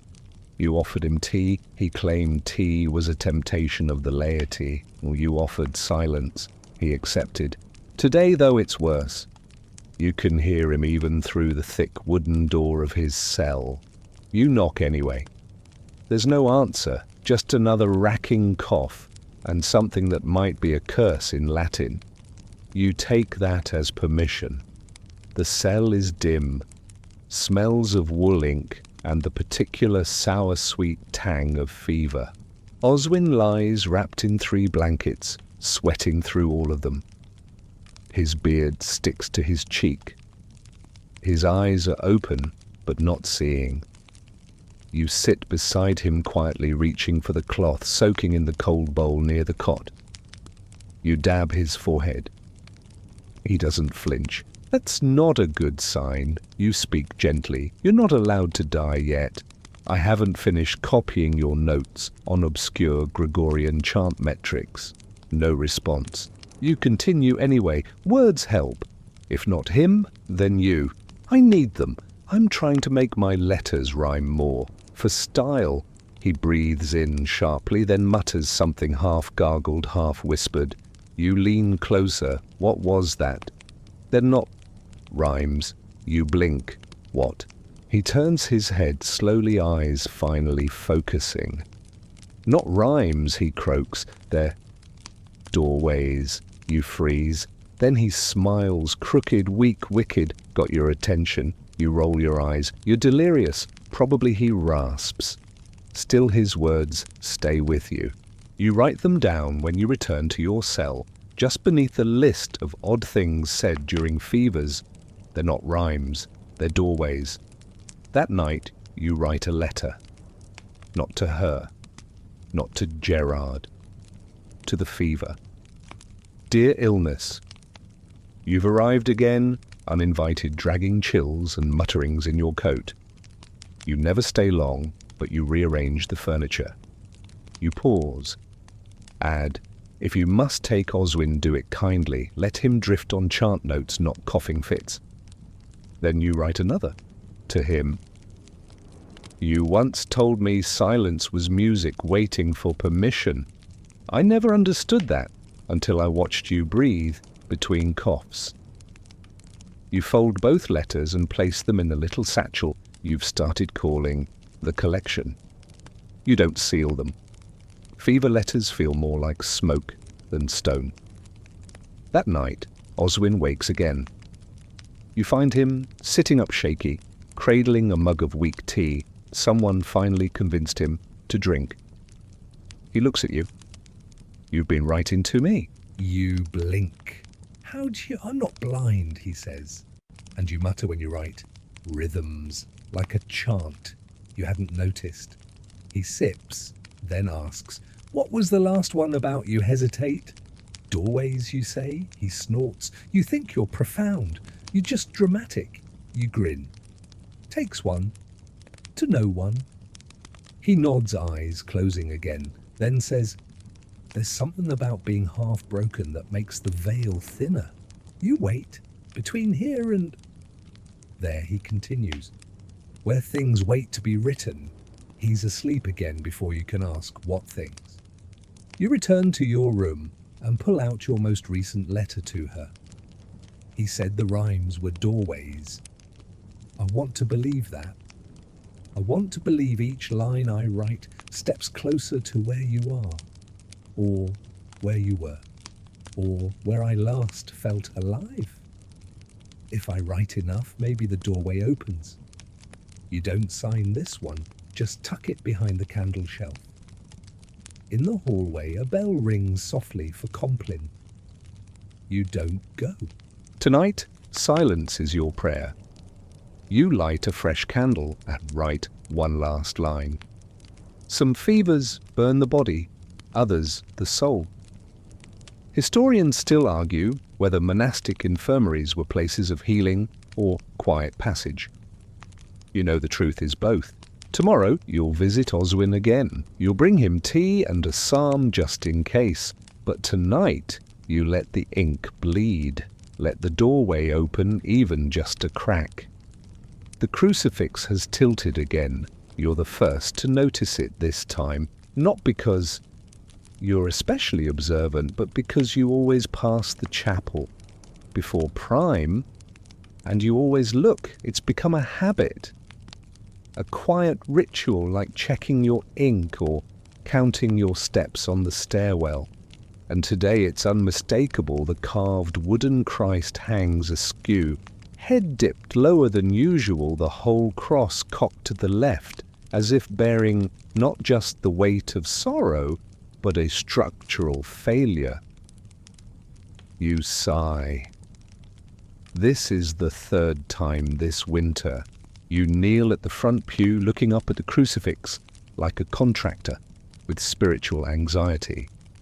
The chapel is silent, the kind of thick hush that feels full. You half expect the figure on the cross to turn its head and sigh back at you. Instead, the candle flames flicker a little and then settle. You whisper, is this a metaphor? The crucifix predictably does not respond. Brother Julian swears it's a sign, a reminder of the burden he muttered the last time, as if Jesus himself had leaned in mid-suffering and gone, hey, quick adjustment, lads. Brother Ethel, ever practical, thinks it's due to rot in the beams. Too many damp seasons, he said, not divine, just gravity. Historians still argue whether signs like this in monastic spaces were interpreted earnestly or rationalized away by maintenance needs. One manuscript from a northern priory documents a weeping Madonna statue that turned out to be a leaky roof and bad plaster. The monks called it a miscommunication from the heavens. You remain undecided. Still you fetch the ladder. It's rickety. possibly older than the crucifix itself. But up you go, slowly creaking each rung into confession. At the top you see the tilt is caused by a slipped bracket. Not divine wrath, just a crooked nail and time. You reach out, steady the figure. It's lighter than you expect, hollow wood, hollow and yet still so heavy in feeling. For a moment your hand lingers near the carved foot. You think about pain, how we carve it into symbols, hang it on walls, tell stories around it like campfires. You think about your letters, how many of them ache. You fix the bracket, align the cross, step back. Better. But the chapel still feels tilted. Later you write a letter, not to the crucifix. That feels too bold. You write to the tilt itself. Dear Angle, you came quietly, almost invisibly. Just a few degrees off center, but enough to make us all pause. Thank you for the reminder. Even holiness can slip. You tuck the letter inside your Book of Minor Repairs, a personal volume where you also document ink spillage disasters. And that time the bell rope came down mid-ring, leaving Brother Emmerich dangling like a confused bell puller. You sit in the back of the chapel for a while. The other monks filter in one by one. Some notice the straightened crucifix. Some don't. You whisper to her in your mind. You'd have made a joke about it. Something about Christ finally leaning into the drama. You never trusted straight lines, said they were too proud, said life was better when a little crooked. You think about the crooked things you've come to love, the uneven stairs near the refectory, the misshapen mug Brother Oswin made when he tried pottery therapy, the bent candlestick that somehow always burns truest. You think about yourself. You write another letter. Today I straightened the crucifix, but it didn't make me feel straighter. If anything, it made me miss the tilt. Maybe that's what holiness is, finding balance in the off-kilter. You seal it with your usual leaf stamp and for the first time press the seal crooked, just a bit, intentional, a small rebellion in wax.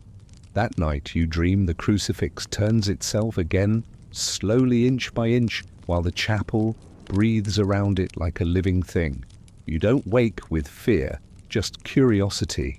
You light a candle and begin another letter. Dear chapel, I saw you shift tonight, or maybe I just noticed. If you're trying to tell me something, I'm listening, but please no statues blinking. I draw the line at blinking. You set down your quill and glance toward your door. No sounds, no wind. Still you feel watched. Not in fear, just observed. You whisper, I get it. Some stories need to lean to be heard. And then you sleep. It started as a fever dream, or so you were told. An elder monk, Brother Theobald, eyes, clouded fingers permanently ink-stained, once woke from a long sweating sleep with a look on his face that didn't quite belong to the waking world. You were just a novice then, carrying firewood past the infirmary. He called out to you in a voice that didn't sound like his own. Write this down, you paused, startled. What? Write it, he insisted, sitting bolt upright. Before the garden fades, you fumbled for your slate. He began to speak.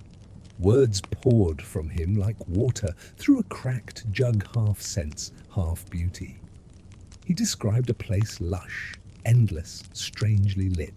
A city without walls, its towers grown from trees, its air heavy with the scent of lemons and ash.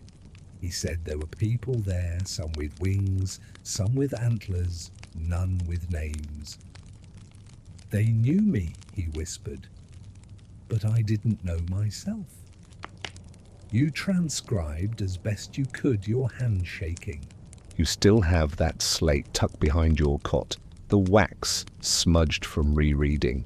You copied it later in ink more neatly, filed it under your questionable moments folder, but the memory stayed.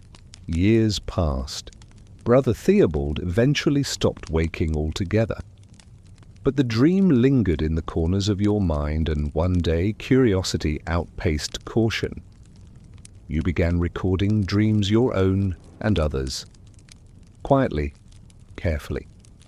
The parchment you use for these is thinner, older. You hide them inside a discarded hymnal, its cover long since peeled away. Some dreams are mundane bread that won't rise a bell that keeps tolling. Others, not so much. One monk described a stairwell that led upward forever with no light above. Another saw a page filled with moving letters that whispered while he slept. Your own dreams, especially in winter, have grown stranger. You've started dreaming in languages you don't speak. In one, you're in a boat made of teeth. In another, you find her in the scriptoria, except she's made of smoke and she's editing your letters with a red quill. Too sentimental, she says, and vanishes.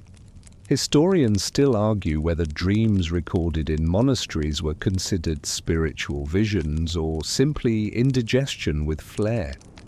Some abbots insisted dreams were tests. Others believed they were messages from saints, or less often warnings. You don't try to categorize them anymore.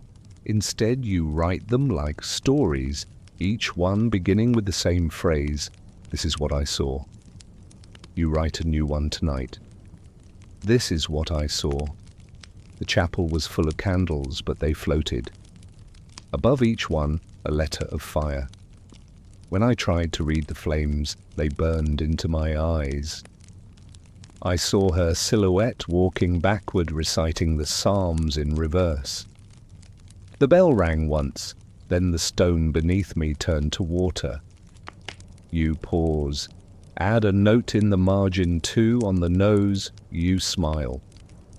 Then seal it. You've never told anyone about the collection, not even Oswin, who seems closest to the veil. You're not hiding it exactly. You just know what they'd say: rest, brother, pray more, avoid garlic before bed. But you believe there's something in the dreams, not prophecy, not madness, echoes, messages in a different script. One not meant to be understood, only recorded. You write a letter to her too. You once told me you dreamt in colors you'd never seen in waking life. I thought you were being poetic. Now I think you were being generous. There's a language in dreams I'm only just learning.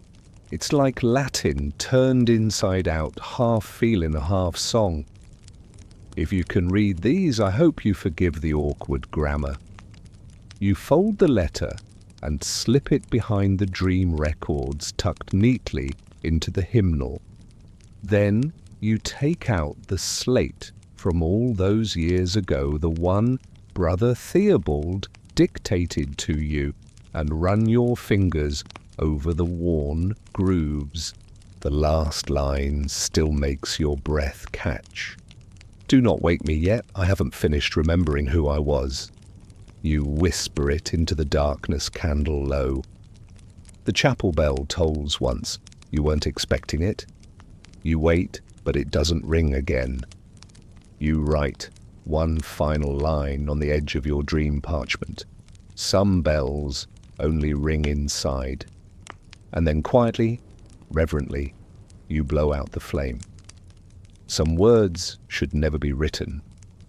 Not because they're dangerous, not because they're cursed, but because the act of putting them to page feels like conjuring, like handing shape and weight to something that was only meant to remain smoke in the mind. You learned this the hard way. It was an evening like most others, snow pressing against the stained glass windows, ink a little too thick, your fingers aching in that stubborn way they do when you forget your gloves.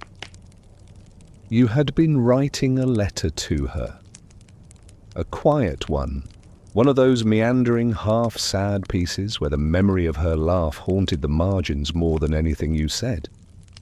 Then halfway through a sentence, the thought came.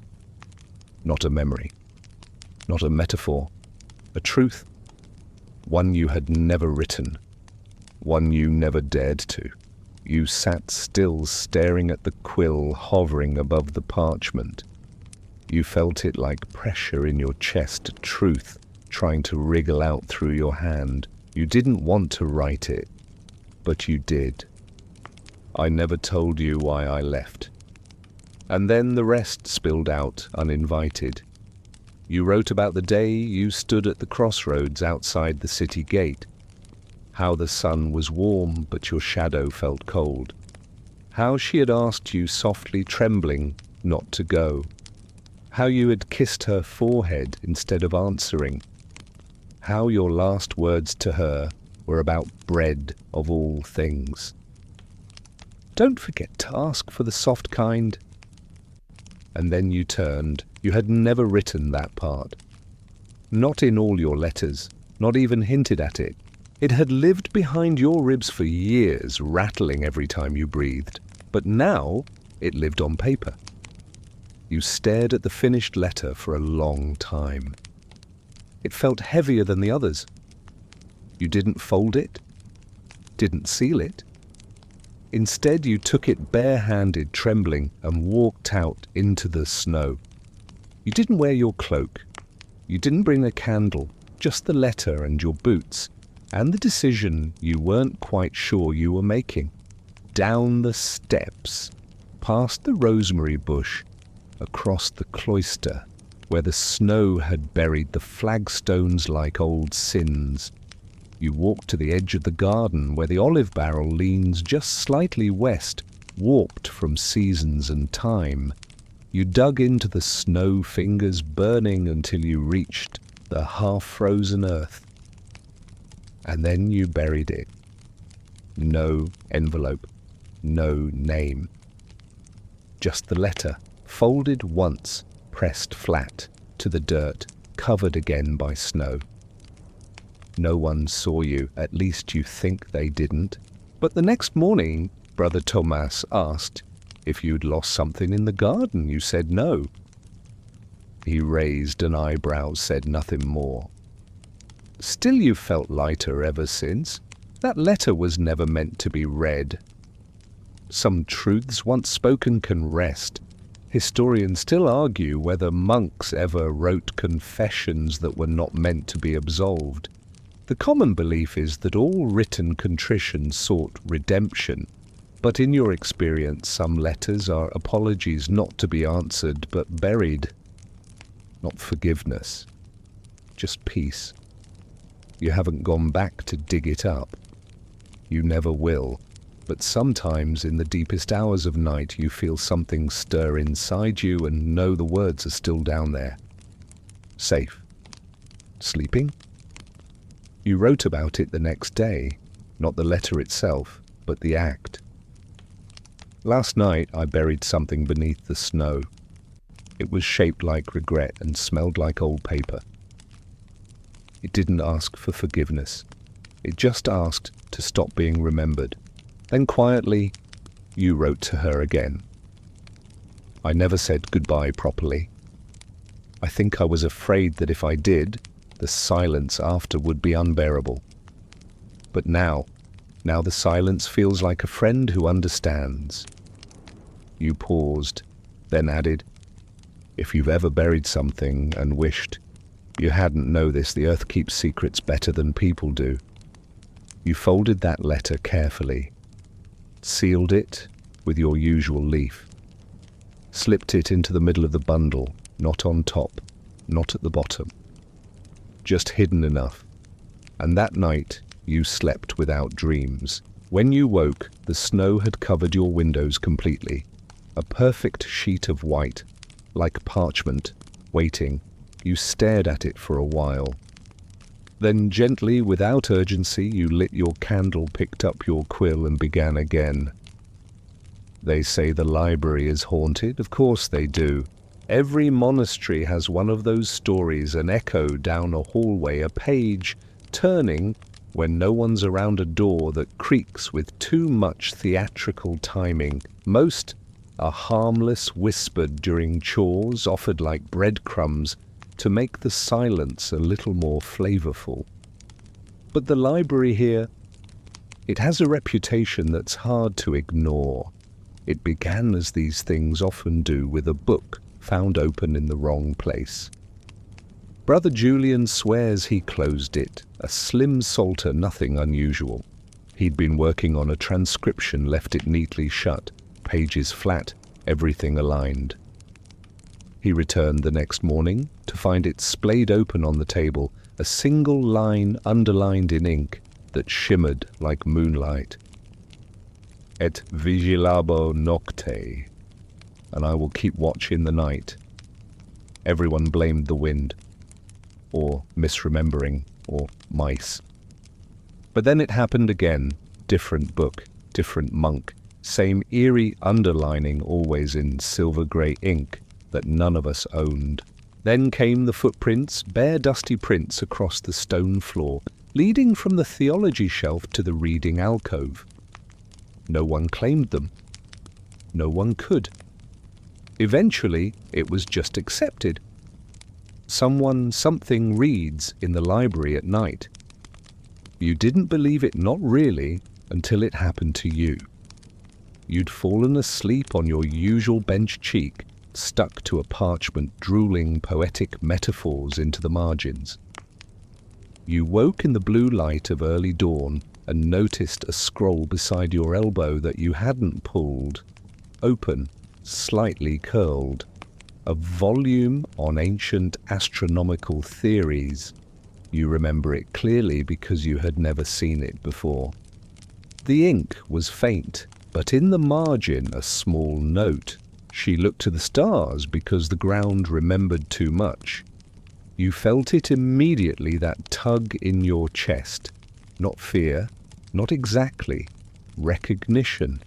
You flipped back a page. The margins were bare. You flipped forward another note. Books are patient, but they remember who reads them. That was the first time you wrote a letter to a ghost. Dear reader of the quiet hours, I hope the pages are kind to you. I hope your hands are steady. I hope you find what you're looking for. If you come across my letters, forgive the ink stains and the heart that bled behind them. You folded the letter, left it on the table, and returned the next night. It was gone. You've left 3 more since, each time you return to find a book you didn't open left out. Always meaningful, always relevant. A tract on lost cities, a commentary on dreams, a psalm bound with pressed flowers, each one accompanied by a small silvery note. Your words smell of rosemary and winter ink. You spell hope differently each time. Who do you write for, really? You haven't told the other monks. This is your secret correspondence now. You don't know who or what writes back. Maybe it's no one. Maybe it's you in some strange, wandering moment of midnight confusion. But the handwriting doesn't match yours. It leans left. It dots its eyes with tiny slashes. One night you write something bold. If you were ever alive, what made you stay? The next morning, the only response is, some things are harder to leave than others. You write a letter to her about it. There's someone here who reads when no one watches. I think you'd like them. They underline like you did, slightly too aggressive, but always in the right spot. I wonder if you left something behind here. A laugh, a question, a ghost in the margins.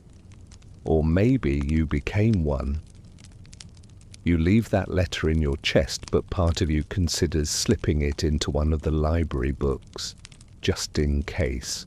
Historians still argue whether ghost stories in monasteries were meant to instill discipline or provide entertainment. You believe it's both. Fear keeps you alert. Wonder keeps you awake. Tonight, as you walk past the library door, you pause. You whisper, "Good reading," and continue on. Back in your cell, the candle flickers as you begin a new letter. Not to her, not to the mountain, not to the fire. To the one who reads beside you in silence. I hope the books are less lonely with you there. I hope you remember your name, even if no one else does. And if you ever want to write back, there's a quill in the third drawer, slightly cursed, but serviceable. You leave the letter under your pillow, just in case ghosts get tired of reading and feel like writing too. It was Brother Clement's margins that gave him away. You were reading through an old treatise on the interpretation of dreams, a dry, cracked text written by a monk with a poetic streak and very questionable ideas about turnip-induced hallucinations when you noticed it. Tiny marks in the corners, barely there. Just dots at first. Then slashes. Then whole symbols sketched faintly in the gutter between pages. Circles within circles. A stylized fox. 3 vertical lines always grouped together. You flipped back. More marks, always subtle, always in the margins. You turned to the final page and found a message folded like a secret and stitched into the leather binding. If you're reading this, then you've seen them too. Your heart thumped once, heavy as a bell. It wasn't signed, but you knew the handwriting. Brother Clement, long dead. His name rarely spoken. His picture tucked into the back of the monastery's necrology, as if even the afterlife had trouble filing him properly. Clement had been quiet, sharp-eyed, fond of walking alone by the north garden wall. You remember how he used to hum under his breath, especially while illuminating manuscripts, his fingers always moving faster than the eye could follow. Some said he'd gone mad near the end, started asking strange questions, whispering during meals, writing symbols in ash on the hearthstone. Then one morning, he was gone. They found his robe folded neatly on his cot, a candle still burning beside a blank parchment. No note, no clue, just absence. You hadn't thought about him in years, but now his marks were staring back at you from the margins like a quiet breath between lines. You spent the next week hunting, not openly, not obviously. But you began visiting texts you'd previously ignored: ledgers, sermons, herbals, even cookbooks. And there they were, hidden in the same places, back corners, fly leaves, the underside of bindings. Always the same symbols, always the same faint script, now clearly his. You must look sideways to see what walks straight. The fox is not a warning, the fox is the door. Follow the 3 lines. They are not the same length for a reason. You began a notebook coded, of course, where you copied everything. You didn't tell the others, not even Oswin, who was just lucid enough to be dangerous with secrets. You found one margin where Clement had copied a chant, normal expected, but transposed into a key no Gregorian tradition used. The melody, when hummed, felt wrong, like a question sung too low. You hummed it once in your cell. The candles sputtered out. Coincidence, obviously. Still you stopped humming. Historians still argue whether coded marginalia in monastic texts were theological puzzles, personal journals, or veiled defiance. Some believe monks used them to preserve banned knowledge. Others claim they were acts of playful subversion, inked eyebrows raised from beyond the grave. You're beginning to suspect Clement wasn't playing. One night, while cross-referencing one of the fox symbols with an odd diagram in a discarded alchemy folio, you found something that stopped your breath. A name. Not Clement's, Hers, not her full name, no, just the nickname. You used the one only she would have recognized, etched faintly in a page margin beneath a drawing of a tree with burning leaves. You ran your fingers over it like a bruise. It couldn't be coincidence. No one else knew that name. No one. So you wrote a letter. Dear Brother Clement, if you left breadcrumbs, I'm following them. But they're strange crumbs, spirals, riddles, familiar names buried under unfamiliar diagrams. Did you know her, or am I chasing ghosts made of ink? You left the letter in the folio. 2 days later, it was gone. You asked around, no one had seen it. The librarian swore the folio hadn't been touched. You didn't press the issue. That night, a new mark appeared in the binding, a fox, drawn in silver ink, tail curled like a question. You wrote again, this time to her. He knew about you, Clement. I don't know how. Maybe you crossed paths. Maybe you left something behind. Or maybe this is what happens when you stay in silence too long. Everything becomes connected. Still, if you ever marked a margin, tell me which one. I'd like to reread it. You folded the letter, slowly, your hands shaking. Somewhere in the library, a book closed on its own. You didn't check which. You didn't need to. The recipe was a disaster from the beginning. You had found it tucked deep inside a Roman scroll wedged between notes on temple taxation and a bizarre treatise about omens involving chickens. It was barely legible, ink-smudged margins torn. The handwriting was emphatic and the measurements vague. Still you felt a calling, not divine, culinary. The recipe read, take garum figs dried in wine, crushed coriander, pine nuts, honey thick as snow and grain bread torn, not sliced.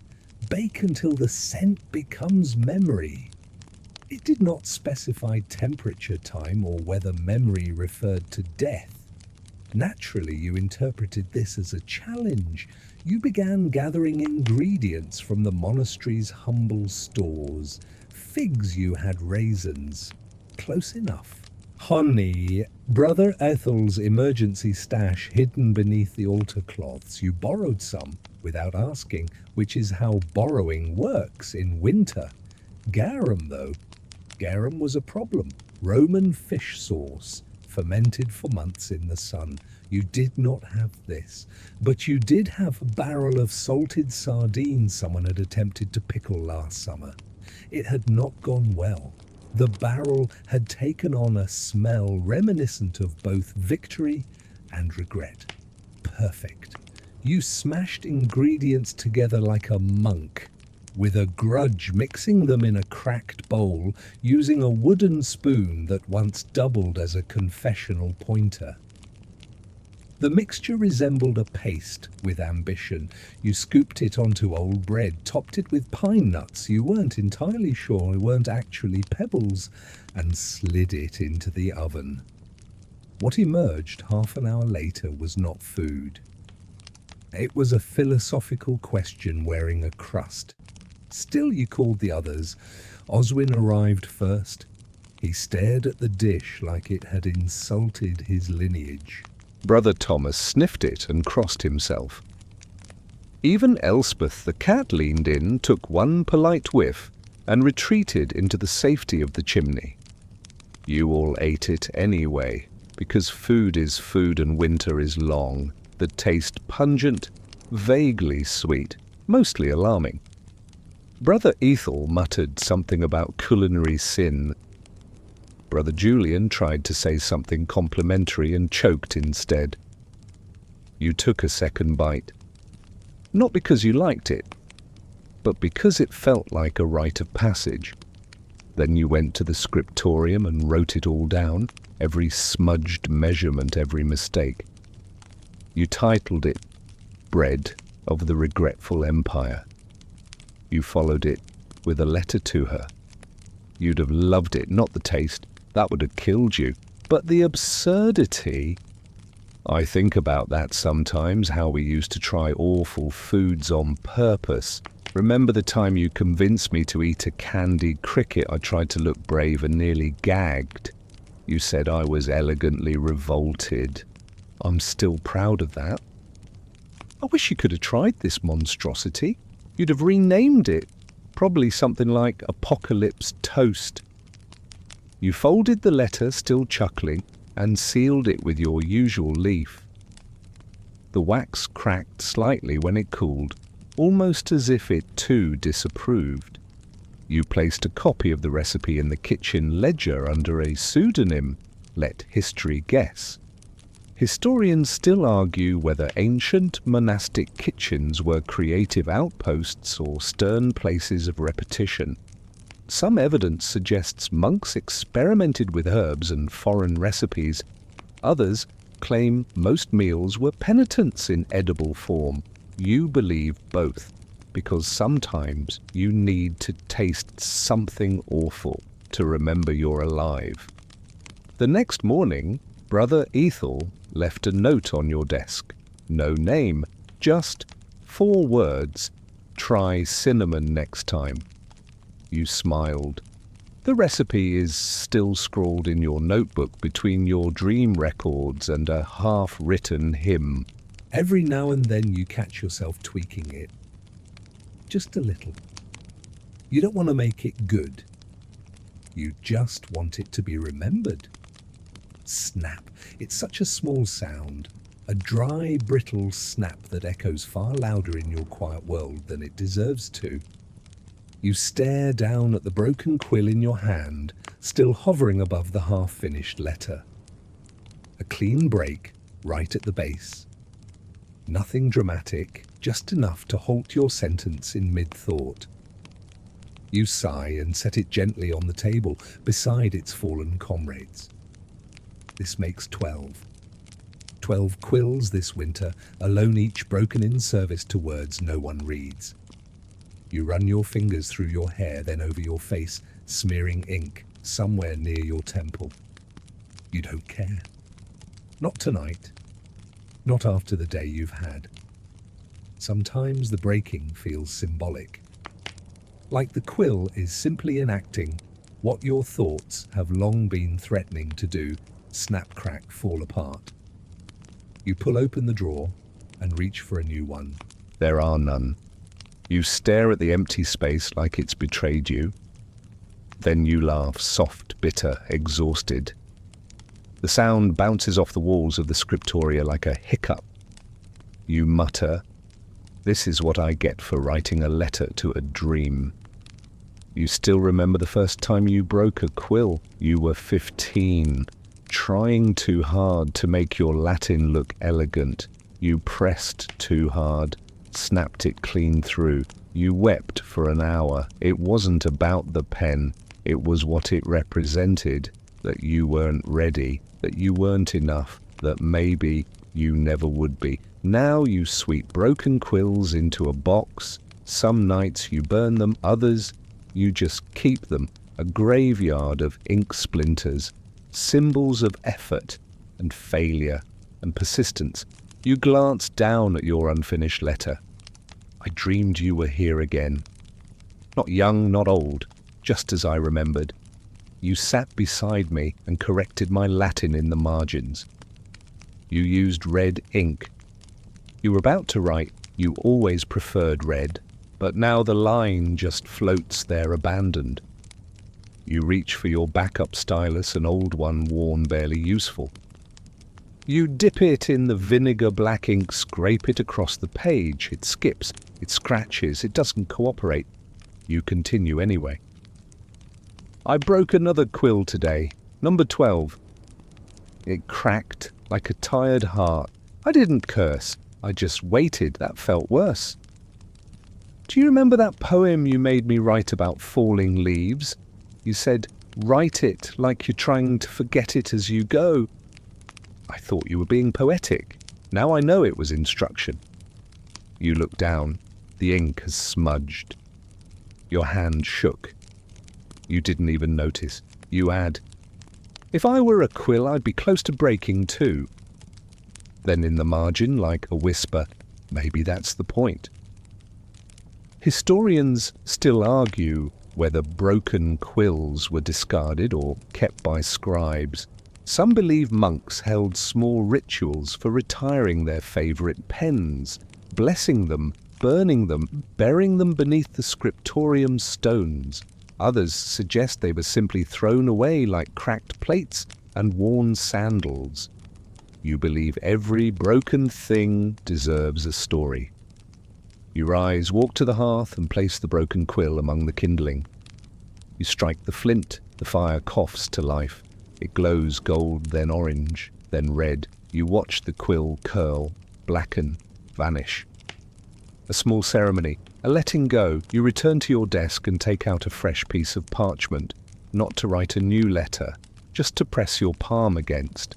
It's smooth, cold, waiting. You whisper, "Be kind." Then you write not with elegance, not with grace, but with honesty. Today I wrote badly, sloppily, slanting left, but I wrote. And that's the only promise I have left. You seal it without rereading. Your last quill lies beside the jar, unused for now. You glance out the window. The snow has stopped. The trees stand still skeletal against the grey. You speak to no one in particular. Let me write one more thing before I break. And then you pick up the quill.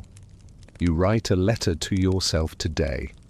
Not the current you, the one hunched over the desk spine, sore eyes, bleary ink drying beneath the fingernails. No, this one is addressed to the boy you were before the monastery, before the vow of silence, before the parchment and the pages and the rituals worn thin by repetition.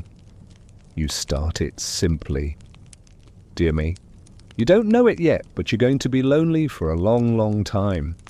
The words come easier than expected. Not because you did anything wrong, not because you're broken, but because your heart carries echoes, and most people don't know how to stand in rooms with echoes. You pause. It's a dangerous kind of writing, not the kind that brings peace, but the kind that stirs silt from the bottom of the soul.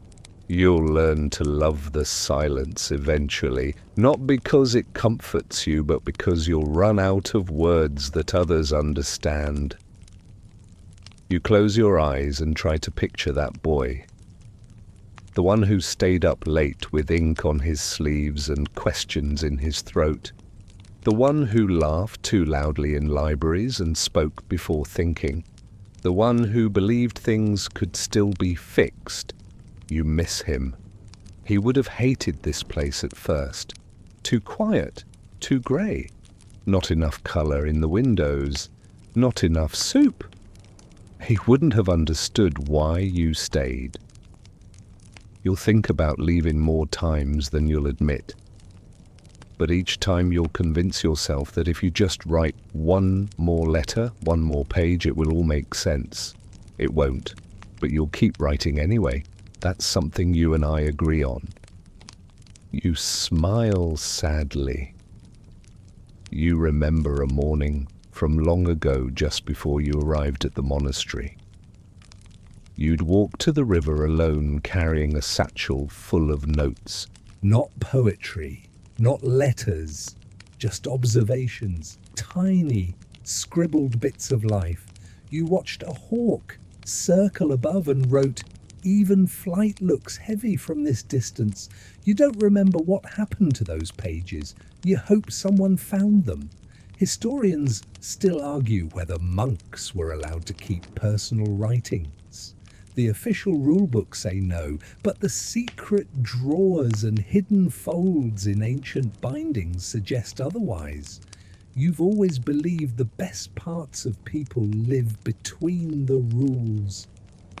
Your quill scratches softly. You're going to forget her voice someday. Not all at once. It'll happen in stages. First the rhythm, then the pauses, then the way she said your name like it was a secret.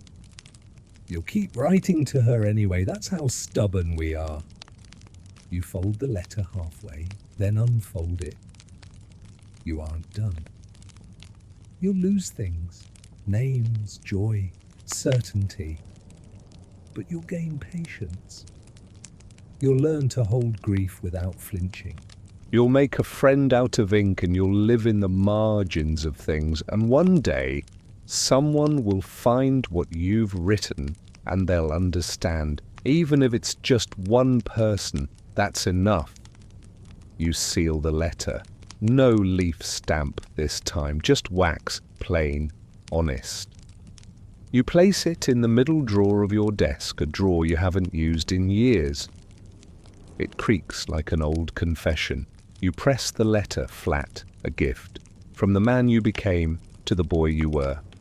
That night, you write another letter, to her.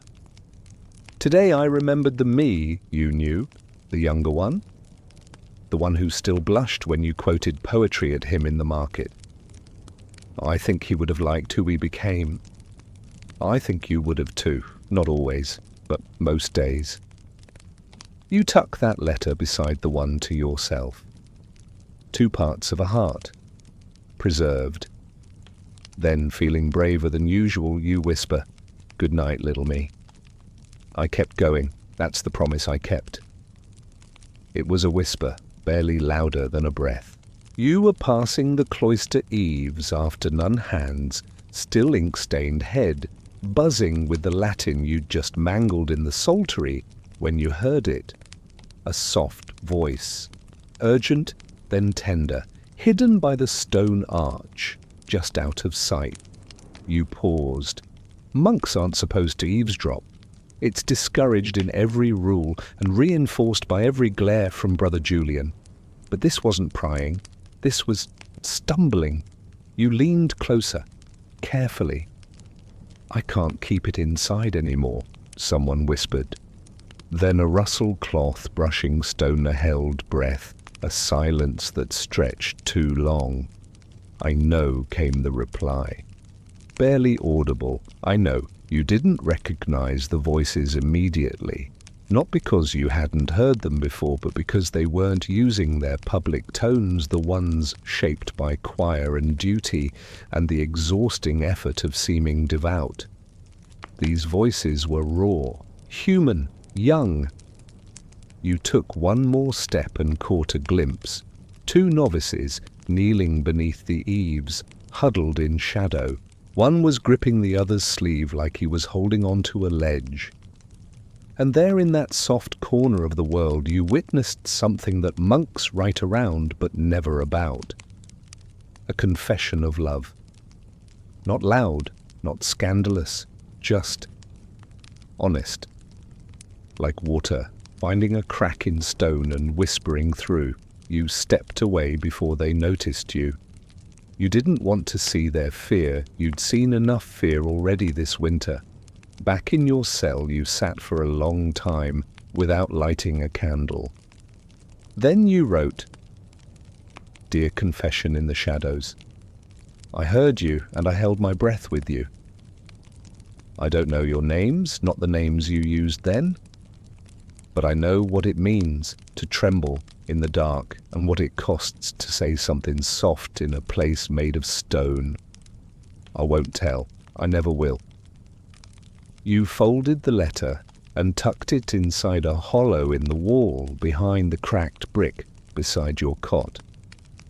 It's where you keep all your letters that aren't meant to be found, your truest ones. Later that week, you saw them again.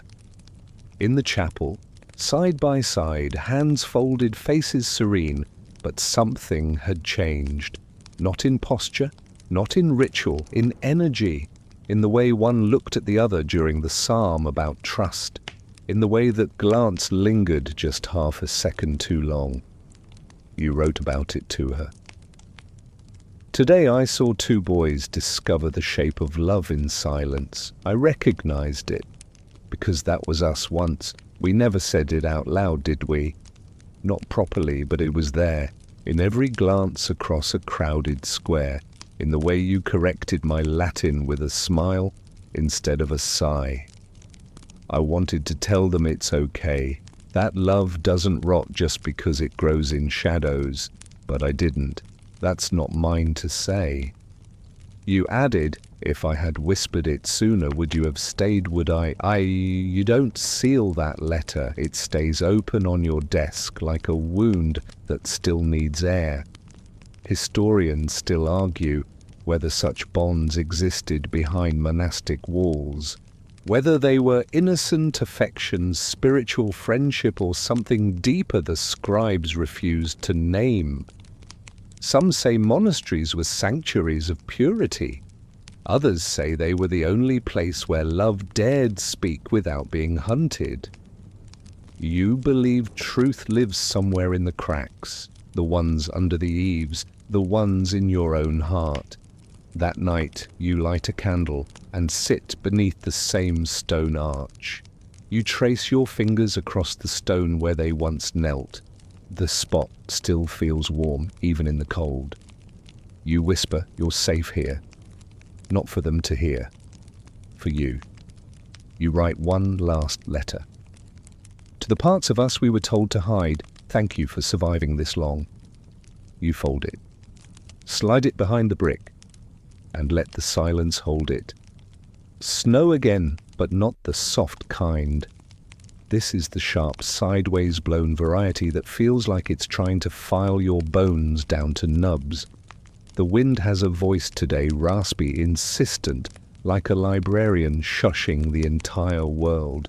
You wrap your cloak tighter and trudge toward the garden. Not for herbs, not today. They're long gone under the frost. No, today you're visiting the statue. It's not officially a shrine. It's just a worn figure tucked into the far corner of the monastery grounds, half buried in ivy and forgotten sermons. No name on the base, no record of who carved it. A woman, robed eyes, downcast hands, folded in a gesture that might be prayer or patient disappointment. Everyone calls her the Watcher. She faces northeast toward nothing in particular. Not the chapel, not the mountains, just the low frost-bitten trees at the edge of the world. No one tends to her, except you. You've been bringing her offerings for months. A pressed flower, a feather, a ribbon that once held your pages together. You don't know why. It's not doctrine, it's not duty, it's just habit. Tenderness with no destination. You stand in front of her now, snow clinging to your eyebrows, and speak quietly. I brought you something. You reach into your sleeve and pull out a letter. This one's short. No flourishes, just a single line. Some things watch because they are waiting. You fold it and tuck it into the hollow at her feet beneath the moss. There are others there, some of yours, some maybe not. You don't check. On the way back, you think about watching. How much of your life has become observation? How many hours you've spent watching snow melt on window panes, ink dry, bread rise, men age, candles flicker out. And yet you write like someone who's never seen anything clearly, always guessing, always circling truth with the gentleness of someone who knows it might bite. You write a letter to her that evening. There's a statue here. No name, just presence. I think you'd like her. You'd have drawn a moustache on her in chalk just to test her piety. I wish you'd left a statue of you behind, something carved, something to touch. Instead, I have to make do with memory. Which is softer, but breaks more easily. You add, if I ever become a statue, let them pose me laughing. The candle flickers, the fire crackles. You stare at the parchment long after the ink has dried. Historians still argue whether unnamed statues on monastery grounds were remnants of earlier faiths, forgotten benefactors, or simply art left to weather. Some believe they were deliberately erased names chiseled away to spare future scandal. You wonder what the Watcher's name was. You wonder if she chose silence. Later during compline, the wind slips through the chapel doors. The flame on the altar dances wildly for a moment before settling. And for the first time in weeks, no one sings out of key. Coincidence? Probably. Still, you write a final note before bed. I left her a letter. I think she read it. Or at least she didn't look away. You set the note on your desk. The corner curls slightly in the breeze from the crack in the wall. You leave it there. Some pages are meant to breathe. The ink ran red today. Not metaphorically, not with anger or spilled wine or poetic drama. Real red. The kind that stains fingers and looks like a wound. You had only meant to refill the pot routine, mindless something you've done 100 times without incident. But this time, when you tipped the little ceramic vial over the inkwell, the fluid that pooled wasn't black. It was red, deep crimson, smooth, viscous, smelled faintly of iron and old rain. You froze.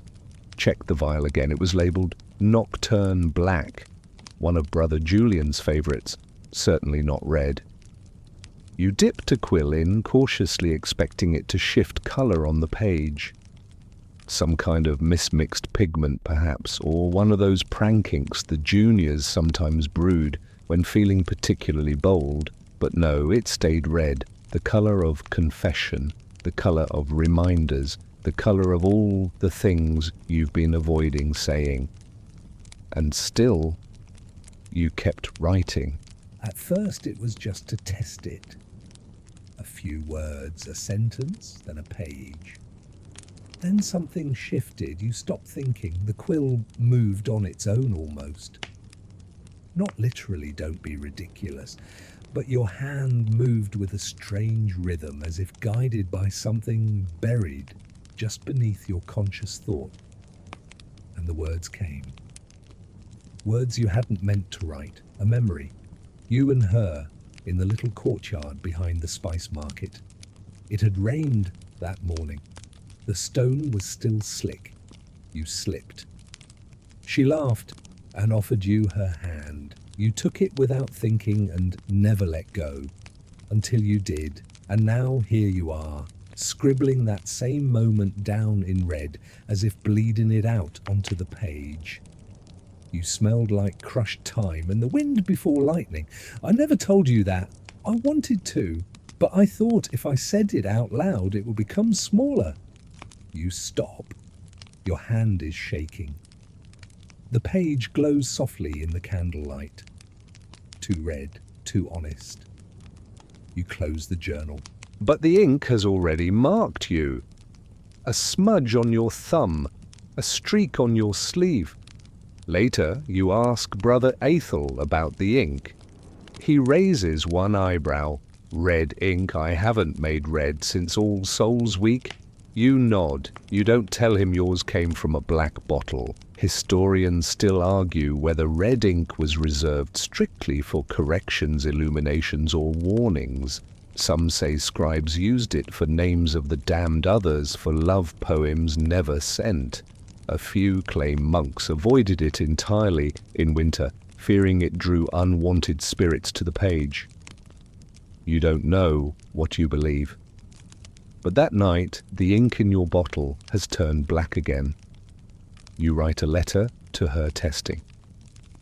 You wouldn't believe what happened today. Red ink from nowhere, or maybe from somewhere I'm not ready to name. It made me remember you, not the way I usually do, soft edges filtered through the lens of what-ifs.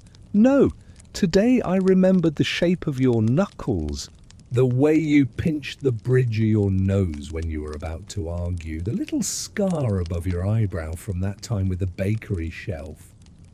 I don't know why the ink did that, but I think I needed it. You pause, then write. Maybe grief is just memory written in red. You fold the letter, you don't seal it, you tuck it under your pillow close enough to dream on. That night your dreams are vivid. The rain is warm, the courtyard is slick, and she laughs like forgiveness. You wake to birdsong. In winter that shouldn't be possible. The trees are skeletal, the air still thick with frost, and most of the monastery's wildlife has either fled, hibernated, or succumbed to the poetry of stillness. But there it is, a clear three-note call, sharp as flint and sweet as warmed wine. You sit up. There's no bird in your cell. That would be impressive. And problematic. You check the window, frost-blurred glass untouched. The sound comes again. From the cloister, maybe, or the chapel rafters. You dress quickly. No time for full robes or elaborate sandals. You grab your winter cloak, still damp from yesterday's walk, to the watcher and slip out into the corridor. The monastery is silent, save for the creak of floorboards and the muffled heartbeat of the wind. You follow the sound. Down the hall, past the scriptorium, past Brother Julian asleep on a bench, his snores in stern Latin. You reach the library. The door is ajar. Inside, the air is warmer than it should be. A fire still glows in the hearth. That's not unusual. Brother Oswin often forgets to douse it. But on the table where you always write, there's a page laid out. Not yours. A parchment thick and yellowed with time. The ink glistens fresh. At the top, a single line. I remembered your voice today. Your breath catches. It's her handwriting. No question. You recognize the way she loops her Ys. The way her commas lean like they're bracing for the next word. You take a step forward. Another. There's no signature. Just that one line you whisper, "This is impossible." The birdsong again. Fainter now, distant, you sit. The page trembles slightly in your hands. You flip it over, blank. You check beneath. Nothing. It makes no sense. The monastery doesn't allow outside letters. No one here writes like her. And even if they did, how would they know that phrase, "I remembered your voice today"? It was the last thing she said to you before you left the city. You had asked her if she would forget you. She had smiled, half broken, half brave, and said, "No, I'll remember your voice, even if I forget your name." You had laughed, said, "That's terrifying," and she had nodded, "Yes, but also beautiful." You sit in the library for hours. The letter remains. Historians still argue whether mystical experiences in monastic spaces were visions, psychological phenomena, or simply exhaustion wrapped in robes. Some saints claimed visitations, others warned against trickster spirits. One account describes a monk who claimed the Virgin Mary wrote him a recipe for jam. The jam was terrible, you don't know what to believe, but you take the parchment and press it between 2 pages of your journal. That night, you write a letter to her, not like the others. This one you start with shaking hands. "I got your note," or something shaped like it. "I don't know how, I don't need to." "I remembered your voice today too." You used to hum without realizing, always slightly off-key, and you'd pause halfway through a thought to scratch your nose with the back of your hand.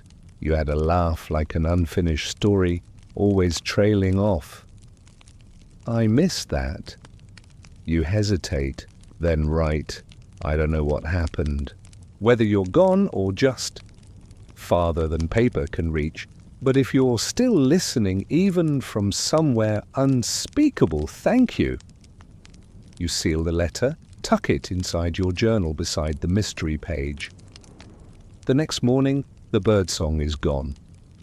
But in its place, silence that feels warmer, like a held breath, like an echo smiling. You lose track of time. Not dramatically, no fever dreams or blackout trances, just a slow drifting. Days blur into one another like ink in water, soft and indistinct. Meals happen, pages turn the bell tolls, and you move through it all like someone watching themselves in a reflection, slightly off-center. You're not unwell, just unstuck. The season has settled into its deepest silence. The snow no longer surprises anyone. The monks move like slow clockwork, quiet, deliberate, as though even their thoughts wear cloaks against the cold. You begin to write slower, less urgently. Each word feels like it costs more now, like you're paying in memory. You finish a letter and can't recall starting it. You open your drawer and find 3. You didn't remember sealing address to her, of course. The ink is yours, the style unmistakable, but the content one starts with, "Today the wind sounded like your singing voice in that tiny chapel by the coast. Do you remember it?" The hymn no one else knew. Another simply reads, "I miss how you argued," like you were conducting an orchestra made entirely of sarcasm and half-truths. You chuckle. That's definitely you, but you don't remember writing them. You ask Brother Ethel what day it is. He says Tuesday, but with the hesitancy of someone who only checks the calendar when the bread schedule demands it. You ask the cat. She offers no useful reply. Back in your cell, you light a candle and lay out every letter you've written this winter. A full ritual now, floor-cleared parchment, unfurled like tiny flags of grief-wonder and late-night whimsy. There are dozens. You begin to read through them, slowly, one by one. Some you remember, some you swear you've never seen before. Did you ever notice how winter presses on your chest, like an unfinished apology? There's a crack in the chapel wall that looks like a map of all the places we never went. I made tea today. It tasted like your absence. Each one hits differently. Some make you laugh, one makes you cry. Several leave you staring at the wall for longer than feels reasonable. And then there's the letter you don't remember writing, but you recognize the phrasing so deeply it startles you. If I disappear, don't look for me. Look in the spaces I used to fill the pauses in songs, the shadows at the edge of a candle. I'll be there. You run your fingers along the edge of that parchment as if it might warm under your touch. You don't disappear. But you do begin to wonder who exactly is writing now. Is it you? The same you who once whispered verses into her collarbone, or the version of you that now walks monastery halls with ink in his blood and stories in his silence? You write a letter to her, carefully, slowly. Something's shifting. I don't know if I'm becoming someone else or just distilling further into myself. Does that make sense? There are days I can't remember what I've written, and days I remember too well.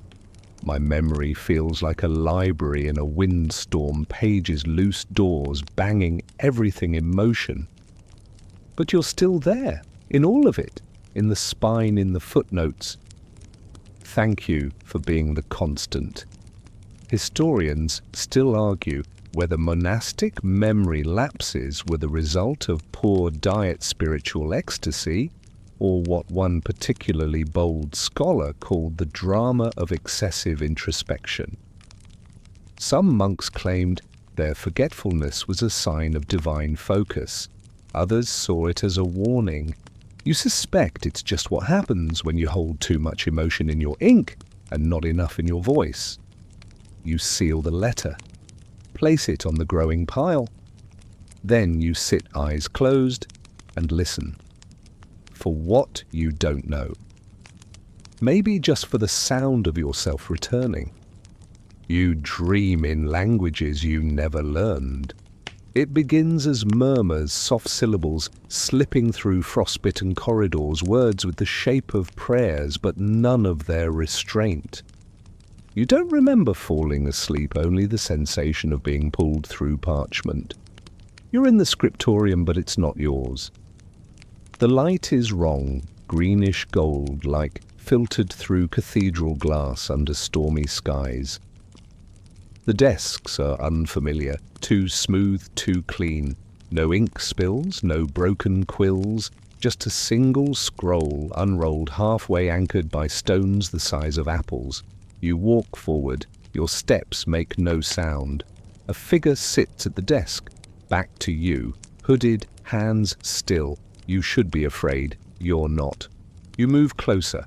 The figure raises a hand, not in warning but in greeting, and gestures to the other side of the desk. An invitation. You sit. The scroll's text swims unfixed, a script you've never seen but somehow understand, not word for word, emotion for emotion. It says, "You left nothing behind," and yet here you are. You reach for the quill, it's warm. You write one line, "I never stop sending letters." The figure nods as if this was expected, that it vanishes. You wake with your hands aching and your pillow damp with sweat. The candle beside your bed is still burning. You sit up, slowly groggy. Reach for your journal. A single line is already written on the first blank page. Some letters are answered only in dreams. Your breath catches. You did not write that. You'd swear to it. But it's your ink, your handwriting, your desk. You look around. Nothing is out of place except the air. It hums faintly. Like silence trying to hum a tune, it forgot halfway through. You write a letter to her. I think I met someone in a dream, or maybe it was a part of me I'd buried. Either way, they knew about the letters. They weren't surprised. That scares me more than if they had been. Is that what you are now? A figure at the desk waiting for me to write the right line? Or are you the hand that guides the quill when I'm too tired to hold it? You leave the letter unsealed, face up, let it breathe. That day you move through the monastery like a ghost, haunting his own reflection. Every candle flame looks like an eye, half closed in knowing. Every corridor sounds like someone breathing just out of view. You don't speak of the dream, but it follows you. You find yourself muttering words you don't know, phrases that taste like copper and smoke. They fade quickly, but you write them down. One in particular lingers, Seravial. No definition. No known origin, but it thrums through you like a name once whispered across a field of tall grass. Historians still argue whether dreams in monastic life were divine visions or suppressed urges filtered through metaphor. One obscure text claims monks trained themselves to dream in script, waking to pages already penned in the dark. Most dismissed it as myth. You don't. Not anymore. You place the dream letter in your box of unfiled thoughts, the ones that don't belong to any season.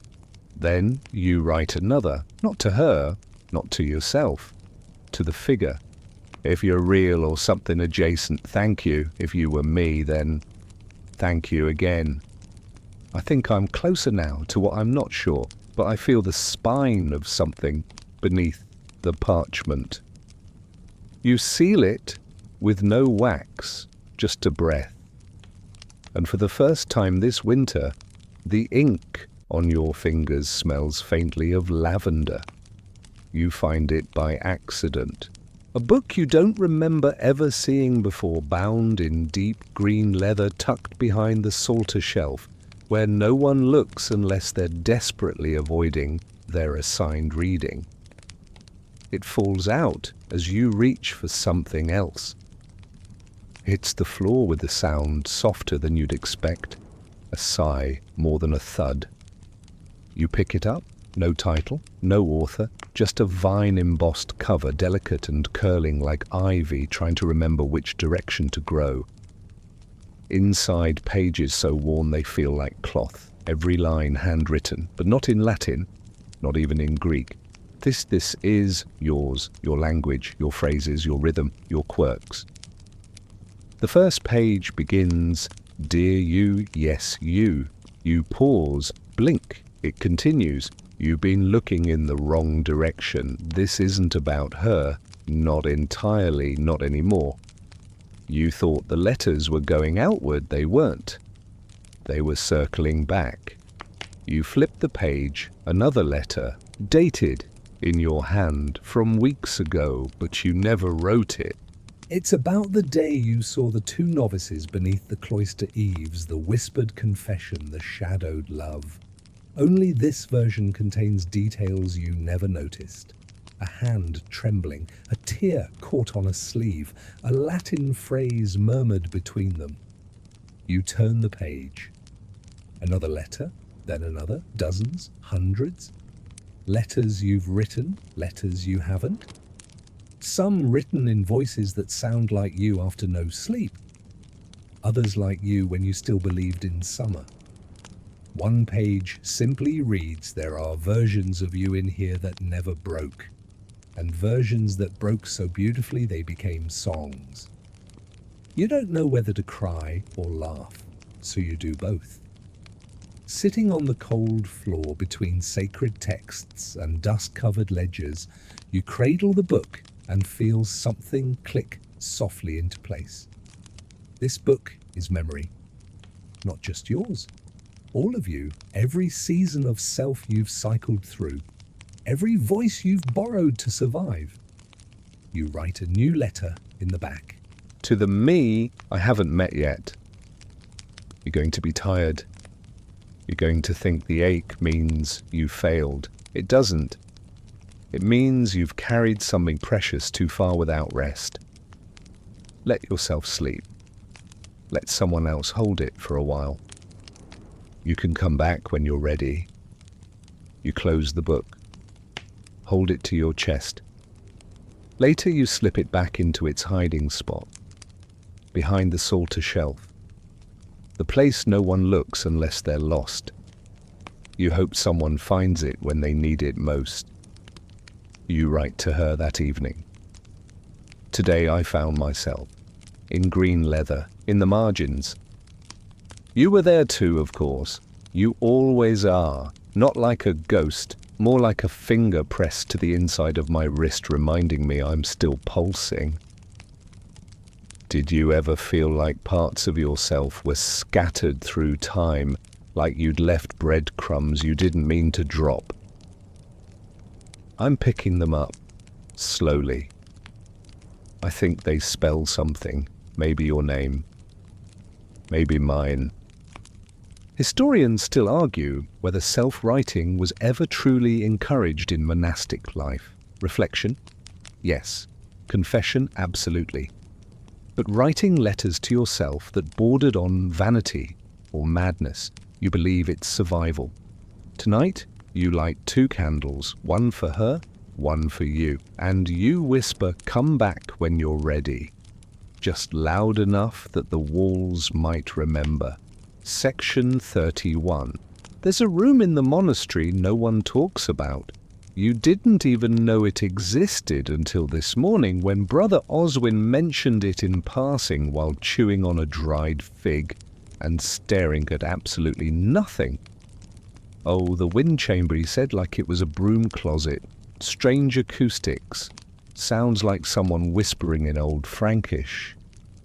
Then he just kept eating, as if he hadn't just tossed a riddle into your lap. Naturally, you went looking. The directions were predictably vague. Behind the old music archive, past the cracked arch, through the little doorway that looks like a broom, had an opinion about architecture. You found it eventually. Not a grand entrance, just a narrow, slightly warped door with hinges that groaned like a heretic being stretched for clarity. No lock, no sign. You stepped inside and immediately understood. It wasn't a chamber in the traditional sense, not a proper room at all, more like a hollow between rooms, a forgotten wrinkle in the stone. dust layered thick on every surface, the air heavy with the scent of thyme and damp parchment, and yes, the whispers. You held your breath. At first they were just murmurs, soft, ambiguous. Then, as your ears adjusted, they became recognizable. Not words, not fully, but rhythms, the cadence of a letter being read aloud. Your letter, one from weeks ago, maybe months. About the market, the plum wine, the moment you almost told her everything. You stepped further in and the sound shifted. Now it was her voice, clear as winter light, not just reading but responding. You always thought I didn't notice, didn't you?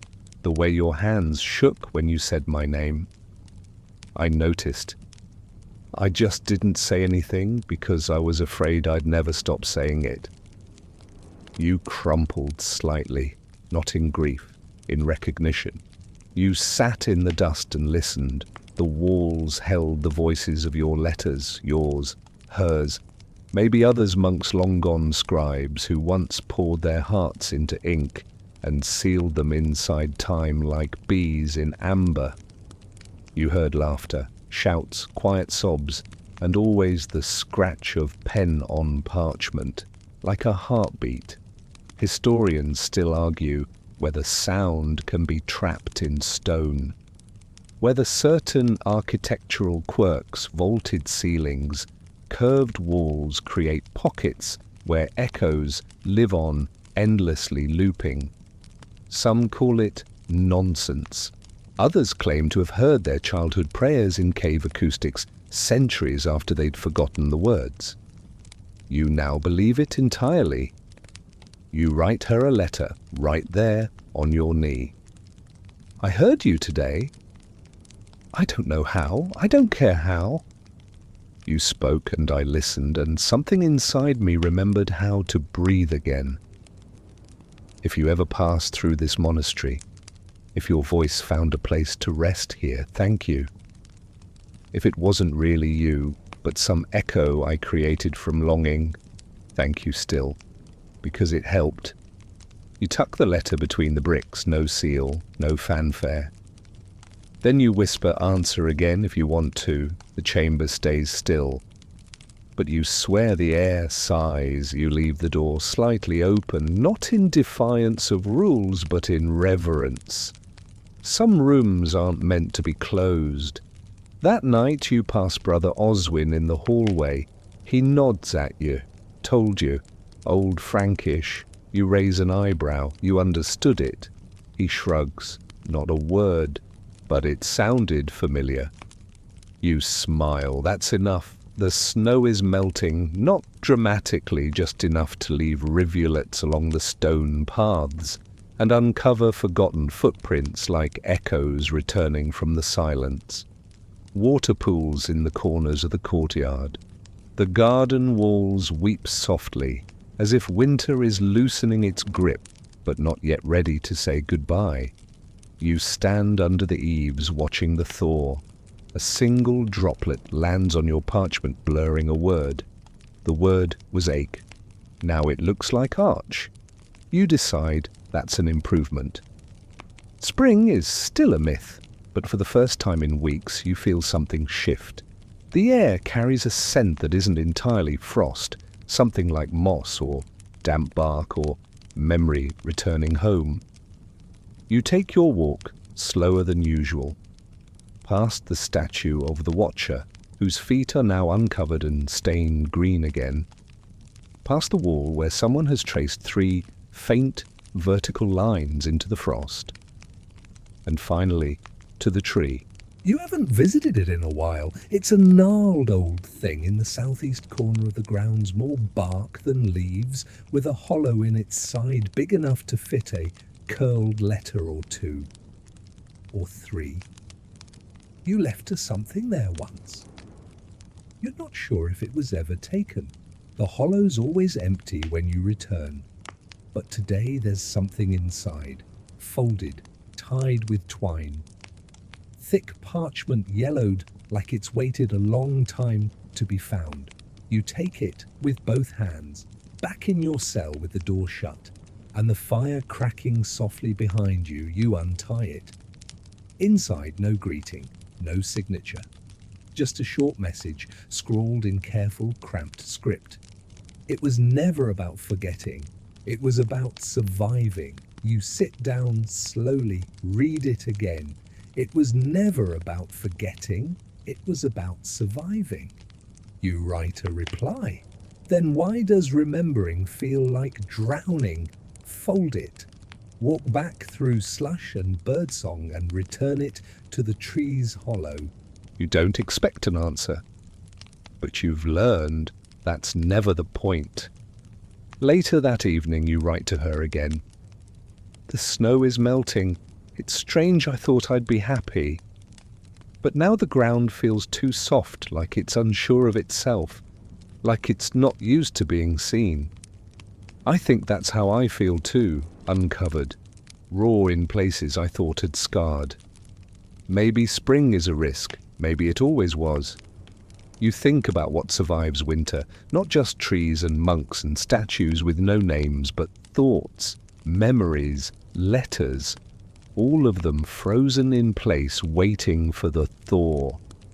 You wonder how many words you've stored in ice this season, how many fragments of her you've hidden between prayers and parchment.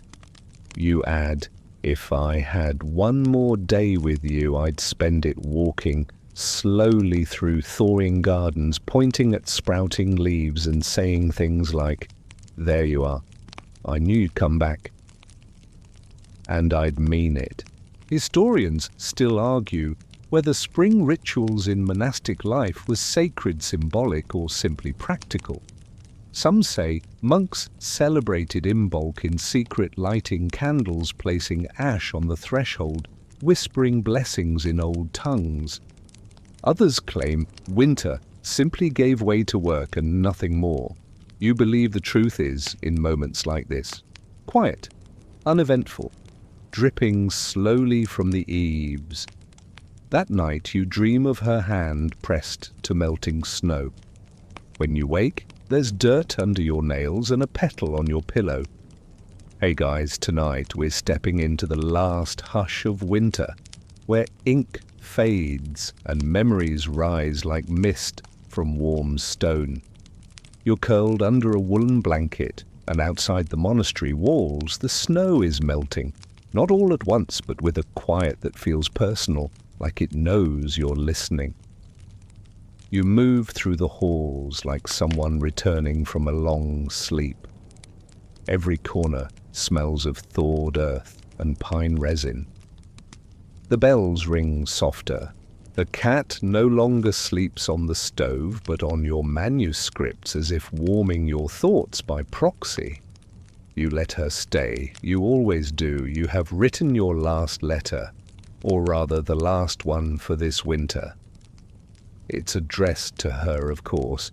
You don't try to make it profound. You don't chase metaphors or invent clever lines. You simply write what you feel, like water following gravity. You are still with me in the quiet, in the warmth returning to my hands, in the way I notice how ink settles into the grooves of the page like it belongs there. I thought I had to let go of you to keep living, but maybe it's not about letting go. Maybe it's about carrying the right version of you. The one who danced badly at solstice, the one who snorted when laughing, the one who corrected my Latin with her eyes before her voice. I miss you less like a wound now, and more like a favorite line from a book I can't quote out loud. Thank you. You don't sign it. You press a petal into the fold, one of the early bloomers from the garden, a pale violet sprig, clinging stubbornly to life. You seal the letter and place it into the hollow tree just like the others. You don't wait. You don't look back. You've already said enough. Later, back at your desk, you light a candle, not out of necessity, but because the ritual still matters. You open your journal. No letter this time, just a note. Today I didn't write to her. Today I just lived. And somehow that feels like the loudest letter yet. You step outside for the last time before spring. The moon is a thin smile. The stars blink like distant candle flames. You whisper something nothing grand, just a line she used to say, "Sleep well, stubborn heart." And you walk back inside. Now the parchment rests the quill quiet. The candle burns low, flickering gently like breath at the edge of a dream. Outside, the snow no longer clings to the trees. It slipped away quietly, as if it too knows when to let go.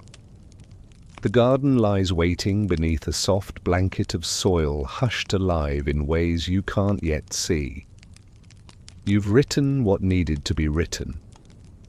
You've whispered to ghosts, to selves long gone, to loves never fully left. And they've answered in silence, in ink, in dreams that feel just close enough to real. The wind no longer moans through the stones. It sighs now, resting just as you do. Even the echoes in the monastery walls seem content, curling into the corners like cats in late afternoon sun. You are safe here. You are not alone. You part of a long, patient story. So breathe deeply now. Let the warmth of imagined fires soften your chest. Let the rhythm of words now fading settle into your spine. Let the quiet carry you, not away, but gently down where sleep waits with open arms and time forgets how to hurry. Close your eyes. Let the last letter remain unread. Let it be enough. End of script. Sweet dreams.